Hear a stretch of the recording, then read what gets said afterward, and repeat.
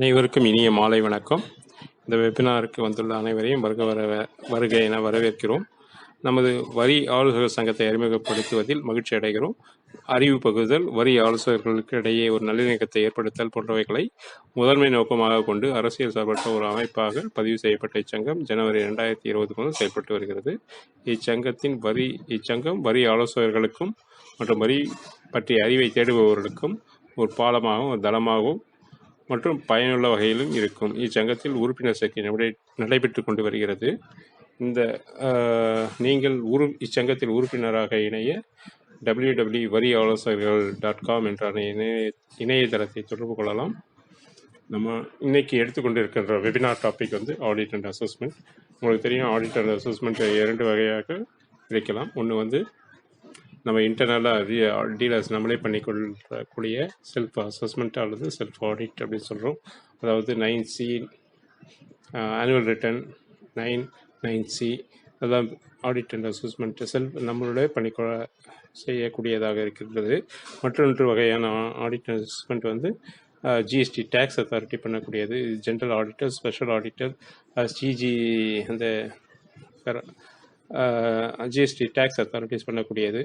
Assessment பார்த்தீங்கன்னா provisional assessment, scrutiny assessment, summary assessment என்ற பல வகைகளில் இருக்கிறது. இதை பற்றி மிக விளக்கமாகவும் தெளிவாகவும் அழகு தமிழில் எடுத்துக்கூற நமது வெபினார் ஸ்பீக்கர் சுபாஷினி மேடம் இங்கே வந்துள்ளார்கள். அவங்கள பற்றி ஒரு சிறு குறிப்பு. அவங்க பிகாம் எஃப்சிஏ முடித்துள்ளார்கள். 2009 முதல் அவங்க சுபாஷினி அசோசியேஷன் இதில் பார்ட்னராக பணிபுரிந்து கொண்டே இருக்கிறார்கள். அவங்கள பற்றி அவங்க என்ன பண்ணியிருக்காங்க, அடுத்தது அவங்க சொல்லணும்னா, அவங்க addressed in CA in many forums in international taxation, tax related topics and accredited visibility of GST by ICAI, also motivational speaker to students community, selected as a faculty by the ICAI for GST, part of video training program by Tamil Nadu government along with ICD Academy, accredited faculty in the Ministry of Skill Development, responsible in training entrepreneurs all over India, a faculty member in DTRTI, training the income tax officers and official of income tax department, opted member of the research committee of the Southern India Regional Council of ICAI, opted member of CASIA of ICAI, committee member of Society Editors Mylapore, regular guest lectures in many colleges in contemporary topics, started an initiative with the support of YouTube channel Redfix 24/7 and educating the general public, creating an awareness on the basis of Income Tax Act and GST for common man, the procedures and the preliminary do's and don'ts. அந்த video clip 5 லட்சத்துக்கு மேலே பார்த்துருக்காங்க. அப்புறம் பார்த்தீங்கன்னா addressed more then 10,000 students as part of career counseling program of SIRC of ICAI, Tamil Nadu government, national player of கோகோவில் national player, state level athlete. அப்புறம் மகாநதி சோபனா அவர்கள் ஒரு பாடிய ஒரு டிவோஷனல் ஆல்பத்துக்கு அவங்க பாடல் ஆசிரியராக பாட்டு எழுதி கொடுத்துருக்காங்க, பாடல் ஆசிரியராக பணி புரிஞ்சிருக்காங்க. அதுக்கு அவங்கள பற்றி சொல்லணும்னா ஒரு கிளாசிக்கல் டான்ஸர். இப்படி போன்ற பன்முகத்தன்மை கொண்ட இவங்க இந்த வெபினார் கிளாஸ் எடுக்கிறது நம்ம எல்லாருக்கும் மிக பயனுள்ளதாக இருக்குன்னு நினைக்கிறேன். உங்கள் சார்பில் அவங்களை வரவேற்று இந்த வலைதள கருத்தரங்கை தொடங்கி வைத்து உரையாற்றுமாறு கேட்டுக்கொள்கிறேன். அந்த வலைதள கருத்தரங்கு போவதற்கும் உங்களுக்கு சிறு டிப்ஸ் மட்டும் கொடுக்குறேன். உங்களுடைய ஆடியோ வீடியோ மியூட் செய்யுங்க. ப்ரெசன்டேஷன் பட்டன் ஒன்று இருக்கும், அதை தயவுசெய்து கிளிக் பண்ணாதீங்க. உங்களுடைய கேள்விகளை சேட் பாக்ஸில் போடுங்க. போடுறதுக்கு முன்னாடி உங்களுடைய பெயர், ஆர்கனைசேஷன் நேம் இருந்தால் தெரிவித்துக் கொள்ளுங்கள், உதவியாக இருக்கும். எண்ட் ஆஃப் த செஷனில் வந்து உங்களுடைய கேள்விகளுக்கு சுபாஷினி மேடம் பதிலளிப்பார்கள். உங்கள் சார்பில் சுபாஷினி மேடம் அவர்களை இந்த வலைதள கருத்தரங்கத்தை தொடங்கி வைத்து உரையாற்றுமாறு உங்கள் சார்பிலும் வரி ஆலோசகர் சங்கத்தின் சார்பிலும் வரவேற்று உங்களை உரையாற்றுமாறு கேட்டுக்கொள்கிறேன். நன்றி, வணக்கம்.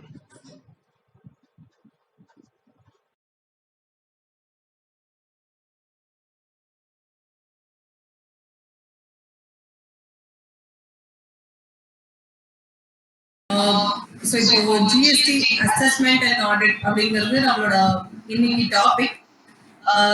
எல்லாரும் ஒரு நிமிஷம் இன்ட்ரோடியூஸ் பண்ணிக்கிறீங்களா? 10 பேர் தான் இருக்கும். ஸோ நம்மளுக்கு என்ன ரொம்ப க்ளோஸ் ஆடியன்ஸா இருக்கிறதா உங்களுக்கு என்ன யூஸ்ஃபுல்லா இருக்குமோ அது சம்பந்தமா நான் வந்து உங்களுக்கு நான் கைட் பண்றதுக்கு ஈஸியா இருக்கும்.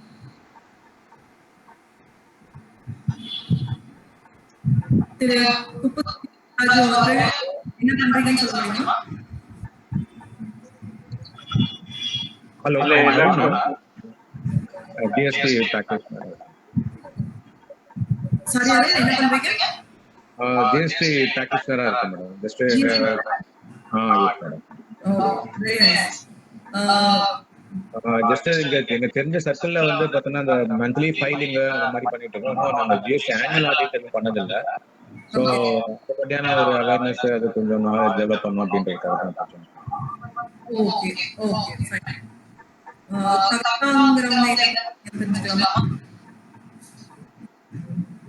கவிதா, உங்க மியூட் ஆன் பண்ணிட்டு பண்ணுங்க.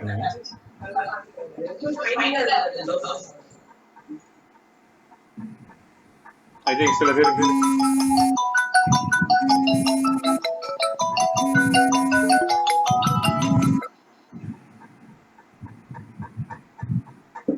சரி, ஓகே, நம்ம ப்ரொசீட் பண்ணலாம்.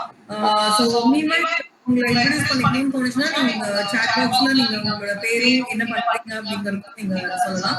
அண்ட் அருண், நீங்க ஜிஎஸ்டிஆர் 9 ஆனுவல் ஆடிட் பத்தி சொன்னீங்க. இப்போ இன்னைக்கு வந்து நம்ம ஓவராலா அசஸ்மெண்ட் அண்ட் ஆடிட் வந்து கவர் பண்றோம்.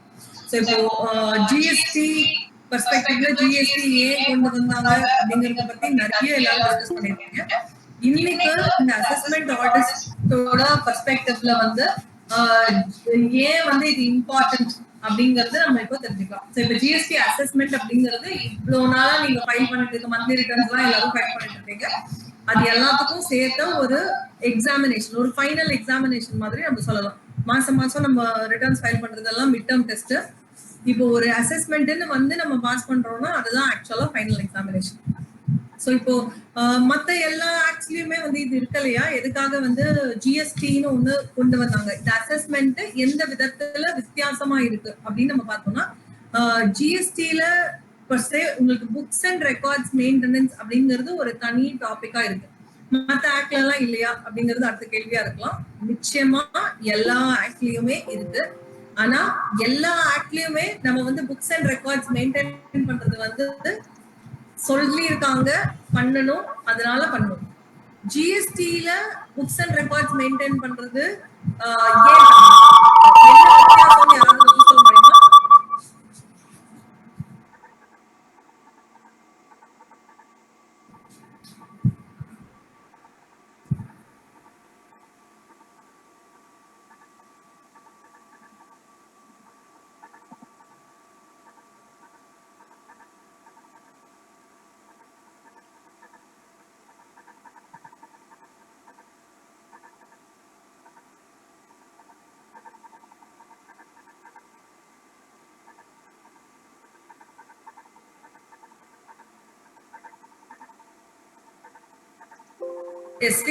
நம்ம புக்ஸ்க்கும் போர்ட்டலுக்கும் மேட்ச் ஆகணும் அப்படின்றதுதான் நம்ம அசஸ்மெண்ட் கான்செப்ட், ஃபைனல் கான்செப்ட்.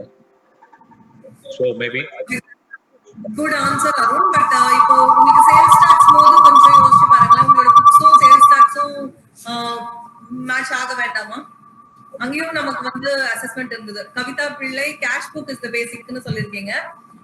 என்னோட கேள்வி இப்ப புக்ஸ் அண்ட் ரெக்கார்ட்ஸ் மெயின்டெனன்ஸ்ங்கிறது கம்பெனிஸ் ஆக்ட்லயும் சரி, இன்கம் டாக்ஸ் ஆக்ட்லயும் சரி, வேட், சர்வீஸ் டாக்ஸ் பழசு எது எடுத்தாலும் எல்லாத்துலயுமே இருந்தது. பட் ஜிஎஸ்டில புக்ஸ் அண்ட் ரெக்கார்ட்ஸ் மெயின்டெனன்ஸ்ங்கிறது எந்த விதத்துல முக்கியத்துவம் வாய்ந்தது? எதுக்காக பண்ணணும்? இப்ப நம்ம இன்கம் டாக்ஸ்ல பண்ண சொன்னது எல்லாமே பண்றோமா?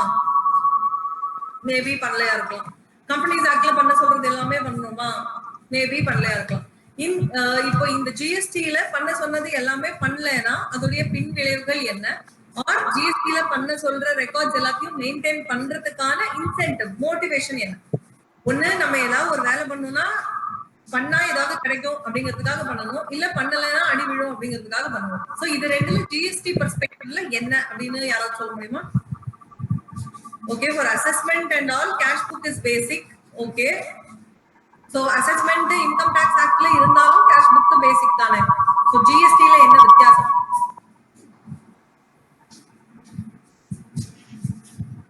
ஏதாவது just throw up some answers. தப்பா இருக்கலாம், no problem. Control sales all over places. Okay. சரி, இன்னும் கொஞ்சம் மாடிஃபை பண்ணி கேக்குறேன் क्वेश्चन. இப்போ நான் வந்து பர்ச்சேஸ் பண்ணிருக்கேன், பர்ச்சேஸ் பண்ணி சேல் பண்றேன். ஒரு ட்ரேடர்னு வச்சுக்கோங்க. இப்போ நான் பர்ச்சேஸ் பண்ணி சேல் பண்றேன். என்னோட சேல்ஸ் இன்வாய்ஸ் வந்து 1 லட்சம் ரூபாய், என்னோட பர்ச்சேஸ் வந்து 80,000 ரூபாய். அந்த 80,000 ரூபாயில நான் ஒரு 50,000 ரூபாய்க்கான பில்ல தொலைச்சிடுறேன். பரவாயில்லையா ஜிஎஸ்டில? அதோடைய விளைவு என்ன?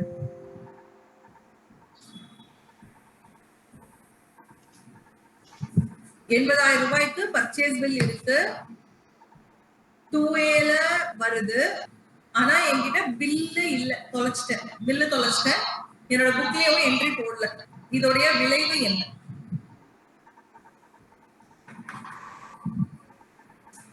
அருண், நீங்க சொல்லலாம். ரிட்டர்ன்ஸ் ஃபைல் பண்ணிட்டு இருக்கீங்கன்னு சொன்னீங்க. நீங்க அதனால நான் உங்களை கேட்டேன். there is we are losing input creditor. Perfect. That is a great answer. சொல்லுங்க சொல்லுங்க, வேற என்ன சொல்ல வந்தீங்க? அதுதான் madam, that is main thing. So well said. So இப்போ மத்த எல்லா ஆக்ட்லயுமே வந்து புக்ஸ் அண்ட் ரெக்கார்ட்ஸ் மெயின்டைன் பண்ணுங்க அப்படின்னு சொல்லிட்டு தான் இருக்காங்க. பட் அது கேட்காம நம்ம ஜிஎஸ்டில ஏன் அதை கேட்கணும்னாவது நினைக்கிறோம்னா, ஜிஎஸ்டில books and records is equal to money. Books and records இருந்தா மட்டும்தான் உங்களுக்கு இன்புட் எடுக்க முடியும். புக்ஸ் அண்ட் ரெக்கார்ட்ஸ் இல்லைன்னா இன்புட் கிடையாது. சோ இப்போ இந்த மாதிரியான ஒரு கேட்ச் வேற ஆக்ட்ல கிடையாது. சோ இது வந்து ஒரு மாதிரி ஒரு இன்டைரக்ட் கேட்ச் சொல்லலாம்.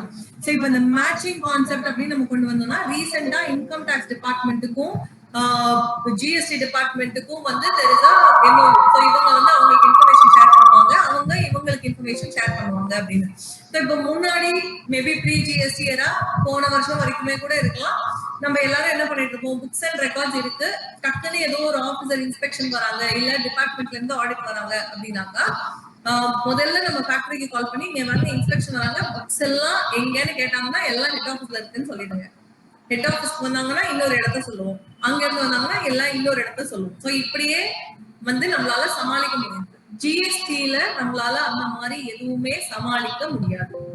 இப்போ நம்ம மத்த ஆக்ட்ல இல்லாத ஒரு விஷயம் ஜிஎஸ்டில again assessment and audit and compliance பொறுத்த அளவு என்ன ரொம்ப ஸ்ட்ரிக்டா இருக்கு அப்படின்னு நம்ம பார்த்தோம்னா, மத்த ஆக்ட்ல எல்லாமே இப்ப சர்வீஸ் டாக்ஸ் ஆக்ட்லயும் இருந்தது, நீங்க ரிட்டர்னை ஃபைல் பண்ணலன்னா 20,000 ரூபாய் பெனால்டி இருந்தது. பட் எவ்வளவு பேர் நம்மளோட கிளையன்ஸோ இல்ல நம்மளோட பிசினஸ்க்கோ சர்வீஸ் டாக்ஸ் ரிட்டர்ன்ஸ் கரெக்டான டைம்ல ஃபைல் பண்ணாம அந்த 20,000 ரூபாயை நம்ம கட்டிருப்போம். சோ அந்த மானிட்டரிங் மெக்கானிசம் அப்படிங்கிறது வந்து கவர்மெண்ட் அபிஷியல்ஸ் பண்ணிட்டு இருந்தாங்க. சோ இந்திய நாடு மாதிரி ஒரு டைவர்சிஃபைடு கண்ட்ரில with different types of people, different types of culture, different types of businesses, இவ்வளவு விஷயத்த மானிட்டர் பண்றது வெறும் அரசாங்க அதிகாரிகளால மட்டுமே, வெறும் டாக்ஸ் டிபார்ட்மெண்டால மட்டுமே பண்ண முடியாது. அப்படிங்கறதுனாலதான் இத வந்து கம்ப்ளையன்ஸா வந்து நம்ம கிட்டயே கொடுத்துட்டாங்க. இப்ப ஜிஎஸ்டியை பொறுத்த வரைக்கும் உங்களுக்கு டிபார்ட்மெண்ட்ல இப்ப இன்கம் டாக்ஸ்ல நம்ம யாரையாவது மாட்டி விடணும்னா நம்ம என்ன பண்ணோம், இன்கம் டாக்ஸ் இன்வெஸ்டிகேஷன் விங்குக்கு போன் பண்ணி இவங்க கிட்ட இவ்வளவு பணம் இருக்கு, இல்ல இந்த இடத்துல இவ்வளவு பணம் கைமாறுதுன்னு ஏதாவது ஒரு எஃபர்ட் போட்டு கம்ப்ளைண்ட் பண்ணணும். ஜிஎஸ்டியை பொறுத்த வரைக்கும் நீங்க யாரையும் கெடுக்கணும்னு நினைக்கவே வேண்டாம். நீங்க உங்களோட ரிட்டர்ன்ஸை கரெக்டான டைம்ல ஃபைல் பண்ணீங்கனாலே போதும், பண்ணாதவங்கள நீங்க மாட்டி விட்டுருவீங்க. ஸோ அதுதான் அந்த chain lock mechanism of GST. So இப்ப ஜிஎஸ்டியை பொறுத்த வரைக்கும் நம்மளுடைய சப்ளையரும் நம்மளுடைய கஸ்டமரும் கம்ப்ளைண்டா இருக்காங்களா அப்படிங்கிறதுக்கான ஒரு செயின் லாக் சிஸ்டம்ல இருக்கும். இல்ல நான் பழைய மாதிரியே எந்த ரிட்டர்ன்ஸும் இல்லாம நான் வந்து அவுட் ஆஃப் ரெக்கார்ட்ஸ்ல ஆபரேட் பண்ணணும் அப்படின்னு நினைச்சேன்னா, நான் எய்தர் இந்த ஜிஎஸ்டி லிங்கை விட்டு வெளியில போகும்போது ஸ்லோவா என்னுடைய பிசினஸை விட்டே நான் வெளியில போயிடுவேன். For the simple reason, Arun சொன்ன மாதிரி நம்மளுடைய இன்புட் டாக்ஸ் கிரெடிட்ங்கிறது கிடைக்காது. ஸோ இப்ப நான் பிசினஸை விட்டு வெளியில போறேன்னா என்னோட இன்புட் டாக்ஸ் என்னோட காஸ்டா மாறிடுது. ஸோ எல்லாரும் கொடுக்க முடிஞ்ச ஒரு விலையில என்னால என்னுடைய பொருளை கொடுக்க முடியாது. ஸோ பிசினஸை விட்டு ஆட்டோமேட்டிக்கா நான் வெளியில போயிடுவேன். ஏன்னா எந்த கன்சியூமருமே வந்து விலை கம்மியா எங்க இருக்கும் அங்கதான் அவங்களுடைய பொருட்களை வாங்குவாங்களே தவிர லாயல்ட்டிக்காக ஒரு தடவை 2 தடவை வாங்குவாங்க. பட் அது கண்டினியூஸா இருக்க முடியாது, இருக்க வாய்ப்பில்லை.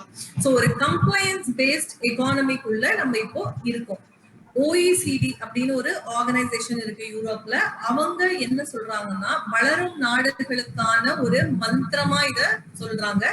என்னன்னா, உங்களுடைய மக்களை வந்து கம்ப்ளைண்டா ஆக்குங்க, டாக்ஸ் கம்ப்ளைண்டா ஆக்குங்க. அவங்க நான் கம்ப்ளைண்டா இருந்தாங்கன்னா, இப்ப நம்மளுடைய கம்ப்ளைண்ட்ஸை வந்து ரொம்ப ரொம்ப சுலபமா எளிதா மாத்துங்க. நான் கம்ப்ளைன்ஸ் இருந்ததுன்னா அந்த நான் கம்ப்ளைன்ஸை ரொம்ப காஸ்ட்லியா பீனலைஸ் பண்ணுங்க. இப்போ அததான் நம்மளுடைய ஜிஎஸ்டில பண்ணிட்டு இருக்காங்க.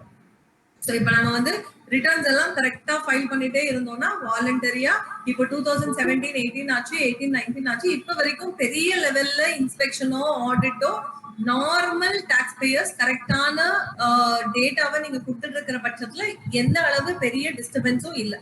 So honoring the good honest taxpayer-ன்றதுதான் அவங்க வந்து பார்த்துட்டு இருக்காங்க. ஸோ இப்போ நம்ம கரெக்டான ரிட்டர்ன்ஸை டைம்ல ஃபைல் பண்ணிட்டு இருக்க வரைக்கும் எந்த பாதகமும் இல்லை. நம்ம எப்போ நம்மளுடைய ஜிஎஸ்டி ரிட்டர்ன்ஸை ஆக்ட்க்கு புறம்பாவோ ப்ரொவிஷன்ஸ்ல இருந்து வெளியில வந்தோ இல்ல அந்த மாதிரியான விஷயங்களை நம்ம கையாளும் போது பெனாலிட்டிஸும் ஸ்ட்ரிக்டா இருக்கு, ஹையாவும் இருக்கு. இப்ப இன்ட்ரெஸ்டே இப்ப இவ்வளவு நாள் ஆச்சு கிராஸா நெட்டா அப்படின்னு ஒரு கிளாரிபிகேஷன் வர. சோ நான் கம்ப்ளைன்ஸை வந்து ஒரு சீரியஸ் இஷ்யூவா தான் கவர்மெண்ட் பாக்குறாங்க. நம்ம அதை பார்த்துதான் ஆகணும். அப்போதான் ஒரு கம்ப்ளைண்ட் எக்கானமிக்குள்ள நம்ம இப்போ வருவோம். சோ இப்ப புக்ஸ் அண்ட் ரெக்கார்ட்ஸ் அப்படிங்கிறது மேண்டேட்டரியா ஒரு அடிப்படையான விஷயமா இருக்கு ஃபார் அசஸ்மெண்ட் அண்ட் ஆடிட்.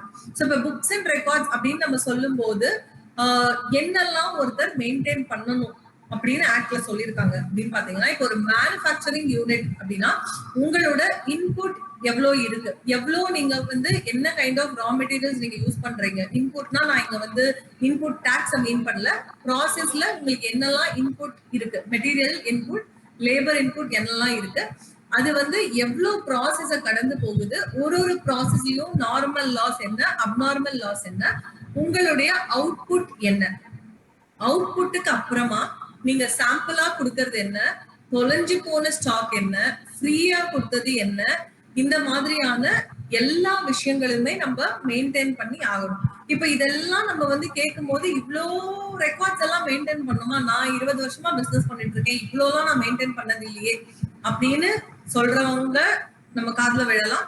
இப்ப நம்ம 2017-18 ஆனுவல் ரிட்டர்ன் ஃபைல் பண்ணவங்களுக்கு தெரியும்.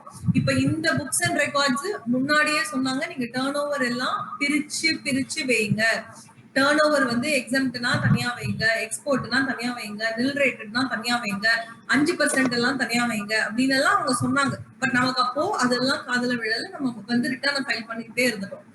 அதுக்கப்புறம் ஆனுவல் ரிட்டர்ன்ல இவ்வளவு டீடைல்ஸ் கேட்கும் போது மறுபடியும் ஓடு, இதெல்லாம் நம்ம வந்து பண்ணவே இல்லையே, மறுபடியும் அது எல்லாத்தையும் குலுக்கி போட்டு எடுத்து பிரிச்சு அதுக்கப்புறம் நம்ம ஃபைல் பண்ண வேண்டியிருந்தது. இப்போ இதே நிலைமை ஒரு ஆடிட்டோ ஒரு அசஸ்மெண்டோ நமக்கு நடக்கும் போது டிபார்ட்மெண்ட் சைட்ல இருந்து இதெல்லாம் நமக்கு சொல்லப்படாத விஷயங்கள் கிடையாது. ஸோ இந்த மாதிரியான புக்ஸ் எல்லாம் நீங்க நிச்சயமா மெயின்டைன் பண்ணி ஆகணும். இப்போ ஒரு மேனுஃபேக்சரிங் யூனிட் வந்து எதுக்காக இவ்வளோ விஷயங்களை மெயின்டைன் பண்ணணும்? சரி, நான் வாங்குறேன், என்னோட பர்ச்சேஸ மெயின்டைன் பண்றேன், கரெக்ட். விக்கிறேன், என்னோட சேல்ஸ மெயின்டைன் பண்றேன், கரெக்ட். இப்ப இதுக்கு நடுவுல இருக்கிற ப்ராசஸ், நார்மல் லாஸ், நான் என்னோட எம்ப்ளாயிஸோ இல்ல எங்க இருந்தோ திருட்டு போற ஸ்டாக், கிஃப்டா கொடுக்கறது, சாம்பிளா கொடுக்கறது, இதெல்லாம் எதுக்கு என்ன மெயின்டைன் பண்ண சொல்றீங்க அப்படின்னா, இப்போ ஒரு இன்ஸ்பெக்ஷன் நேரா நம்மளுடைய ஃபேக்டரிக்கு வராங்கன்னு வச்சுக்கோங்க. இப்ப இது வந்து ஒரு மேபி ஒரு சாக்லேட்டோ ஐஸ்கிரீமோ தயாரிக்கிற ஒரு ஃபேக்டரியா இருக்கலாம். சோ இப்ப இந்த ஐஸ்கிரீம் தயாரிக்கிற ஃபேக்டரியில பால் உட்பட பல பொருட்கள் இருக்கு இதுல. சோ இப்ப அந்த பால் உட்பட பல பொருட்களை நம்ம வந்து வாங்குவோம். அது வந்து ஒரு பல ப்ராசஸ கடந்து கடைசியில அது வந்து ஐஸ்கிரீமா வெளியில வரும். சோ இப்போ இன்ஸ்பெக்ஷன் வராங்க அப்படின்னும் போது பால் ரா மெட்டீரியலா எவ்வளவு இருக்கு, உங்களோட பினிஷ் குட்ஸா எவ்வளவு இருக்கு அப்படிங்கறத அசஸ் பண்றது பெரிய கஷ்டமான வேலை கிடையாது. ஆனா இப்ப நம்ம என்ன பண்ணுவோம், ஒரு பெரிய ட்ரம்ல அது ஃப்ரீஸ் ஆயிட்டு இருக்கும். சோ இப்ப இது மொத்தம் இது வந்து ப்ராசஸ் 1ல இருக்கு அப்படின்னு நம்ம சொன்னோம்னா, அந்த ப்ராசஸ் 1ல அவ்வளோ பாலும் அது இதர சமாச்சாரங்களும் அதுல வந்து அவ்வளவு இருக்க முடியுமா அப்படிங்கறத டிபார்ட்மெண்ட் அபிஷியல்ஸ் தெரிஞ்சுக்கணும். இப்போ ஒரு ஐஸ்கிரீம் ஃபேக்டரி வச்சவருடைய இன்ஸ்பெக்ஷனுக்கு இன்னொரு ஐஸ்கிரீம் ஃபேக்டரி வச்சிருக்கவர் போனா அவரால இது ஈஸியா கண்டுபிடிச்சிட முடியும். சோ இப்போ ஒரு இது பால் வந்து 100 லிட்டர் தான் இதுல குடிக்கும், இல்ல ஒரு நேரத்துல இவ்வளவுதான் நீங்க ப்ராசஸ் பண்ண முடியும், பால் இவ்வளவு, மத்த விஷயங்கள்லாம் இன்னொரு 50% இருக்கும் அப்படிங்கிற கால்குலேஷன் ஒரு ஐஸ்கிரீம் ஃபேக்டரி நடத்துறவருக்கு தெரியுமே தவிர, ஒரு ஜிஎஸ்டி ஆபீஸ்ல இருந்து வரவங்களுக்கு அதோட இன்ட்ரிகசிஸ தெரிஞ்சுக்கணும்ன்ற அவசியம் இல்லை. சோ உங்களோட ஸ்டாக் வந்து கம்மியாவும் இருக்கக்கூடாது, ஜாஸ்தியாவும் இருக்கக்கூடாது. அத ஜிஎஸ்டி அபிஷியல்ஸ்க்கு ப்ரூவ் பண்ண வேண்டிய கடமை பிசினஸ் ஓனர்ஸ் உடையது. சரி, இப்போ வந்து ஸ்டாக் கம்மியா இருந்ததுன்னா சரி ஓகே, நான் ஏதோ வந்து வித்திருக்கேன், பில் போடாம வித்திருக்கேன், பிளாக்ல வித்திருக்கேன் அப்படின்னு நம்ம சொல்லலாம். ஸ்டாக் ஜாஸ்தியா இருந்தா என்ன பிரச்சனை? யாராவது ஆன்சர் பண்ண முடியுமா?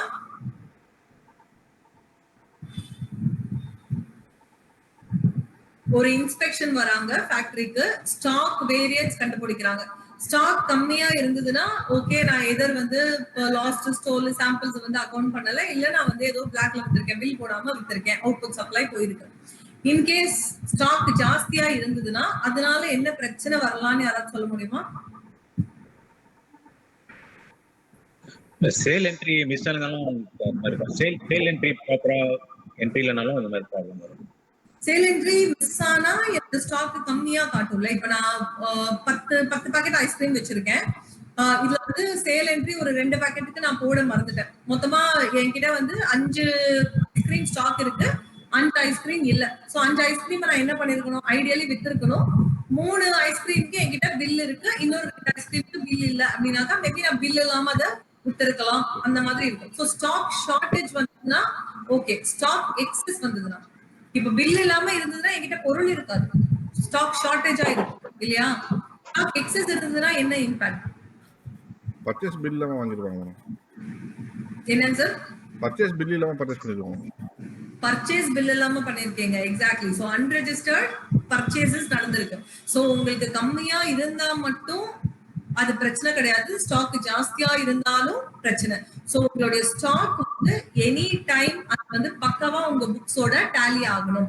சரி, இப்போ இதெல்லாம் புக்ஸ் அண்ட் ரெக்கார்ட்ஸ் மெயின்டைன் பண்ணணும். இப்போ ட்ரேடிங்கா இருந்தாங்கன்னா அகைன் அவங்களுக்கும் அதேதான், என்ன குட்ஸ் வாங்குறாங்க, என்ன குட்ஸ் விற்கிறாங்க, என்ன வந்து அவங்களுடைய சாம்பிள் ஸ்டோலன் லாஸ்ட் என்னெல்லாம் இருக்கோ எல்லாமே. இதுல வந்து ரெஜிஸ்டர்ட் டீலர் புக்ஸ் மெயின்டைன் பண்றது அப்படிங்கிறது ஒரு சைடு, அன்ரெஜிஸ்டர்டா இருந்தாலும் அவங்க புக்ஸ் மெயின்டைன் பண்ணணும் அப்படிங்கிற ஒரு கேட்டகரியில சில பேர் இருக்காங்க. அவங்க யாரெல்லாம்னா வேர் ஹவுஸ் ஆபரேட்டர்ஸ்.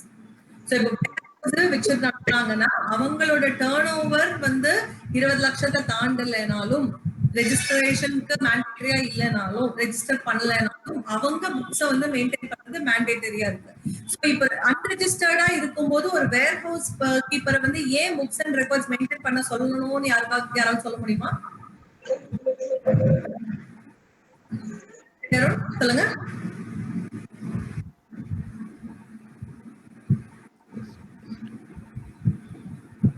அன்ரெஜிஸ்டர்டா இருக்கிற ஒரு வேர் ஹவுஸ் கீப்பர் அவங்க இந்த புக்ஸ் மெயின்டைன் பண்றது அவசியமா? எதுக்காக பண்ணணும்? எதுக்காக அரசாங்கம் பண்ண சொல்றாங்க? இதுக்கான பதில் யாராவது சொல்ல முடியுமா? மேடம், அன்ரெஜிஸ்டர்டு ஏன் மேடம் அவன் புக்கு மெயின்டைன் பண்ண போறான்? வித்தமா காசை பாயில போட்டமா போயிடுவான் இல்லையா? அவன் மெயின்டைன் பண்ணணும், ரெக்கார்ட் மெயின்டைன் பண்ணணுன்ற அவசியம் எனக்கு இல்லையே அப்படின்ற மாதிரி தானே என்கிட்ட ஒரு கிளைண்ட் இருக்கான். அந்த மாதிரி தான். அந்த மாதிரி அது ப்ராப்பரா இருக்கணுமா? இல்லைன்னா புக்கு ரெக்கார்ட் மெயின்டைன் பண்ணணும் அப்படின்னா அதனுடைய ரீசன் என்னன்னு சொல்லுங்க. நான் அந்த கிளைண்ட்டுக்கு நான் அட்வைஸ் கொடுக்குறேன். த்ரெஷோல்ட் லிமிட் மீட் ஆகுதா இல்லையான்னு கண்டுபிடிக்க முடியும் அப்பதான். கேள்வியை நான் தெளிவா கேக்குறேன். அன்ரெஜிஸ்டர்ட் டீலருங்கிறவங்க ட்ரேடரோ மேனுஃபேக்சரையோ பத்தி நான் பேசல. வேர் ஹவுஸ் வச்சு நடத்துற ஒரு அன்ரெஜிஸ்டர்ட் டீலர் புக்க மெயின்டைன் பண்ணணும் அப்படின்னு ஆக்ட்ல சொல்லப்பட்டிருக்கு. இப்போ வெங்கடேசன் சாரோட கிளைண்ட் வந்து சப்போஸ் அவங்க வந்து வேர் ஹவுஸ் வச்சு நடத்துறாங்க, ஆனா மொத்த டர்ன் ஓவர் 10 லட்சம் ரூபாய் தான் அப்படின்னு ரெக்கார்ட்ஸ் மெயின்டைன் பண்ணணும். எதுக்காக இதை பண்ண சொல்லியிருப்பாங்க அப்படின்னு ஒரு காரணம் லாஜிக்கலி நம்ம யோசிச்சு டிஸ்கஸ் பண்ணலாம். Okay, thank you ma'am. ஆன்சர் பண்ண முடியுமா? Stock maintenance. Stock maintenance exactly. So இப்போ வேர் ஹவுஸ் வச்சு நடத்துற நான் அன்ரெஜிஸ்டர்டுங்கிறது பரவாயில்ல, ஆனா நான் மெயின்டைன் பண்ற ஸ்டாக் எல்லாம் ரெஜிஸ்டர்ட் டீலர்ஸோட ஸ்டாக். இப்ப ரெஜிஸ்டர்ட் டீலர் அவங்களோட பிளேஸ்ல என்னோட இவ்வளவு ஸ்டாக் 1000 யூனிட் ஸ்டாக் வந்து இந்த வேர் ஹவுஸ் ஏல இருக்கு அப்படின்னு சொன்னாங்கன்னா வேர் ஹவுஸ் ஏல அந்த ஸ்டாக்குக்கான ரெக்கார்ட்ஸ் இருக்கணும். சோ இப்ப இந்த ரெக்கார்ட்ஸ் எல்லாம் நம்ம வந்து இவ்வளோ ரெக்கார்ட்ஸ் மெயின்டைன் பண்ணணும் அப்படின்னு சொல்லும் போது இது எல்லாமே ஆன்லைன்ல இருக்கணுமா இல்ல மேனுவலா இருக்கணுமா அப்படிங்கறத பத்தி கவர்மெண்ட்ல எந்த ரெஸ்ட்ரிக்ஷன்ஸும் இல்ல. நீங்க ஆன்லைன்லயும் அக்கௌண்ட்ஸ் மெயின்டைன் பண்ணலாம், மேனுவலாவும் பண்ணலாம். ஆனா எவ்ரி சேஞ்ச் அண்ட் கரெக்ஷன் இதுக்கு உங்களுக்கு ட்ரெயில் இருக்கணும். சோ இப்ப நம்ம டாலியில போடுறோம், டாலியில டக்குன்னு ஒரு என்ட்ரியை வந்து தூக்கி விடுறோம் இல்ல திருப்பி ஆல்டர் பண்றோம், அதுக்கான ட்ரெயில வந்து நம்ம நிச்சயமா மெயின்டைன் பண்ணணும். புக்ஸ வந்து பார்க்கும்போது ஏதோ ஒன்று அடிச்சு எழுதுறோம், ஒரு இன்புட் வந்து தப்பா எழுதிட்டோம், ஒரு 1000 யூனிட்டுக்கு 10,000 யூனிட்னு எழுதிட்டோம், எல்லாத்துக்குமே நம்ம கிட்ட வந்து ட்ரையல் டிரான்சாக்ஷன்ஸ் இருக்கணும். இப்ப நான் சொல்றதெல்லாம் வந்து அவங்களுக்கு பிசினஸ் பண்றதே இப்ப கஷ்டமா இருக்கு, நீங்க இவ்வளவு ரெக்கார்ட்ஸ் எல்லாம் சொன்னீங்கன்னா பிசினஸ் பண்றதா இல்ல ரெக்கார்ட்ஸ் எழுதுறதா அப்படிங்கிறது உங்களோட அடுத்த கேள்வியா இருக்கலாம். சோ இப்ப இதெல்லாம் வந்து அசஸ்மெண்ட்னு ஒரு டாபிக் இல்லாம இது வந்து ஒரு ரிட்டர்ன்ஸ் அப்படிங்கிற டாபிக்கா இருந்ததுன்னா இவ்வளவு விஷயம் வந்திருக்காது. சோ இப்போ அசஸ்மெண்ட் அண்ட் ஆடிட்னு வரும்போது நம்ம இவ்வளவு ரெக்கார்ட்ஸையும் ப்ரொடியூஸ் பண்ணணும் அப்படிங்கிறது ஆக்ட்ல இருக்கு. சோ இப்ப நான் புக்ஸ் அண்ட் ரெக்கார்ட்ஸ் எல்லாம் மெயின்டைன் பண்ணும், ஓகே நான் இந்த வருஷத்துக்கு மெயின்டைன் பண்றேன்ப்பா, அடுத்த வருஷம் கேட்டீங்கன்னா போன வருஷத்தோட புக்ஸ் எல்லாம் எனக்கு தெரியாது அப்படின்னு நான் சொல்லலாமா?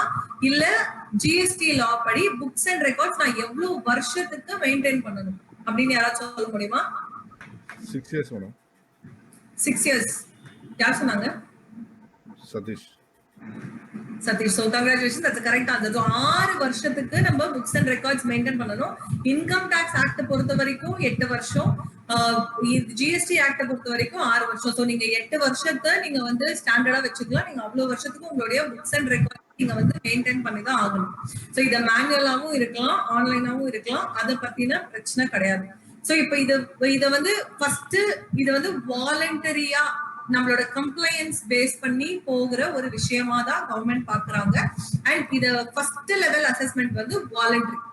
சோ இப்போ வாலண்டரி அப்படிங்கும் போது என்னது இது வாலண்டரி அசஸ்மெண்ட்? இப்ப நான் வாலண்டரியா ரிட்டர்ன் ஃபைல் பண்றேன் அப்படின்னா நான் அசஸ் பண்றேனா அப்படின்னா இல்ல. சோ இப்ப நான் மாசம் மாசம் என்னோட கிட்ட இருந்து வாங்குறேன், நான் வந்து சேல்ஸ் பர்ச்சேஸ் எல்லாத்தையும் எடுத்துட்டு கன்சாலிடேட் பண்ணி நான் ரிட்டர்ன்ஸ் ஃபைல் பண்றேன். Is that equal to assessment or voluntary அசஸ்மெண்ட்னு நீங்க சொல்றீங்களே, அதுக்கும் இதுக்கும் என்ன வித்தியாசம்? செல்ஃப் அசஸ்மெண்ட் அப்படிங்கிறது எந்த விதத்துல ஒரு ஸ்பெஷலான ஒரு ஈவெண்ட் அப்படின்னு நம்ம பார்த்தோம்னா, இப்ப நம்ம மாசம் மாசம் ரிட்டர்ன் ஃபைல் பண்றது நான் முன்னாடி சொன்ன மாதிரி நம்ம மிட் டேர்ம் டெஸ்ட் எழுதுற மாதிரி. இப்ப இந்த மாசம் அந்த டீடைல்ஸ் நான் ஃபைல் பண்றேன். இப்ப நம்ம டேபிள் 11 எல்லாம் கொடுக்கும்போது பாத்தீங்கன்னா அட்வான்ஸ் வந்து கொடுப்போம். அந்த அட்வான்ஸ் அடுத்த வாட்டி அட்ஜஸ்ட் பண்ண மறந்துருக்கலாம், புதுசா இன்னொரு சேல் இன்வாய்ஸ் போட்டுருக்கலாம். சோ நம்ம எப்போ இது எல்லாத்தையும் பண்ண ரிட்டர்ன்ஸ் எல்லாம் கரெக்டா தான் பண்ணிருக்கோமா அப்படின்னு எப்போ நம்ம திரும்பி பாக்குறோம்? யாராவது சொல்ல முடியுமா?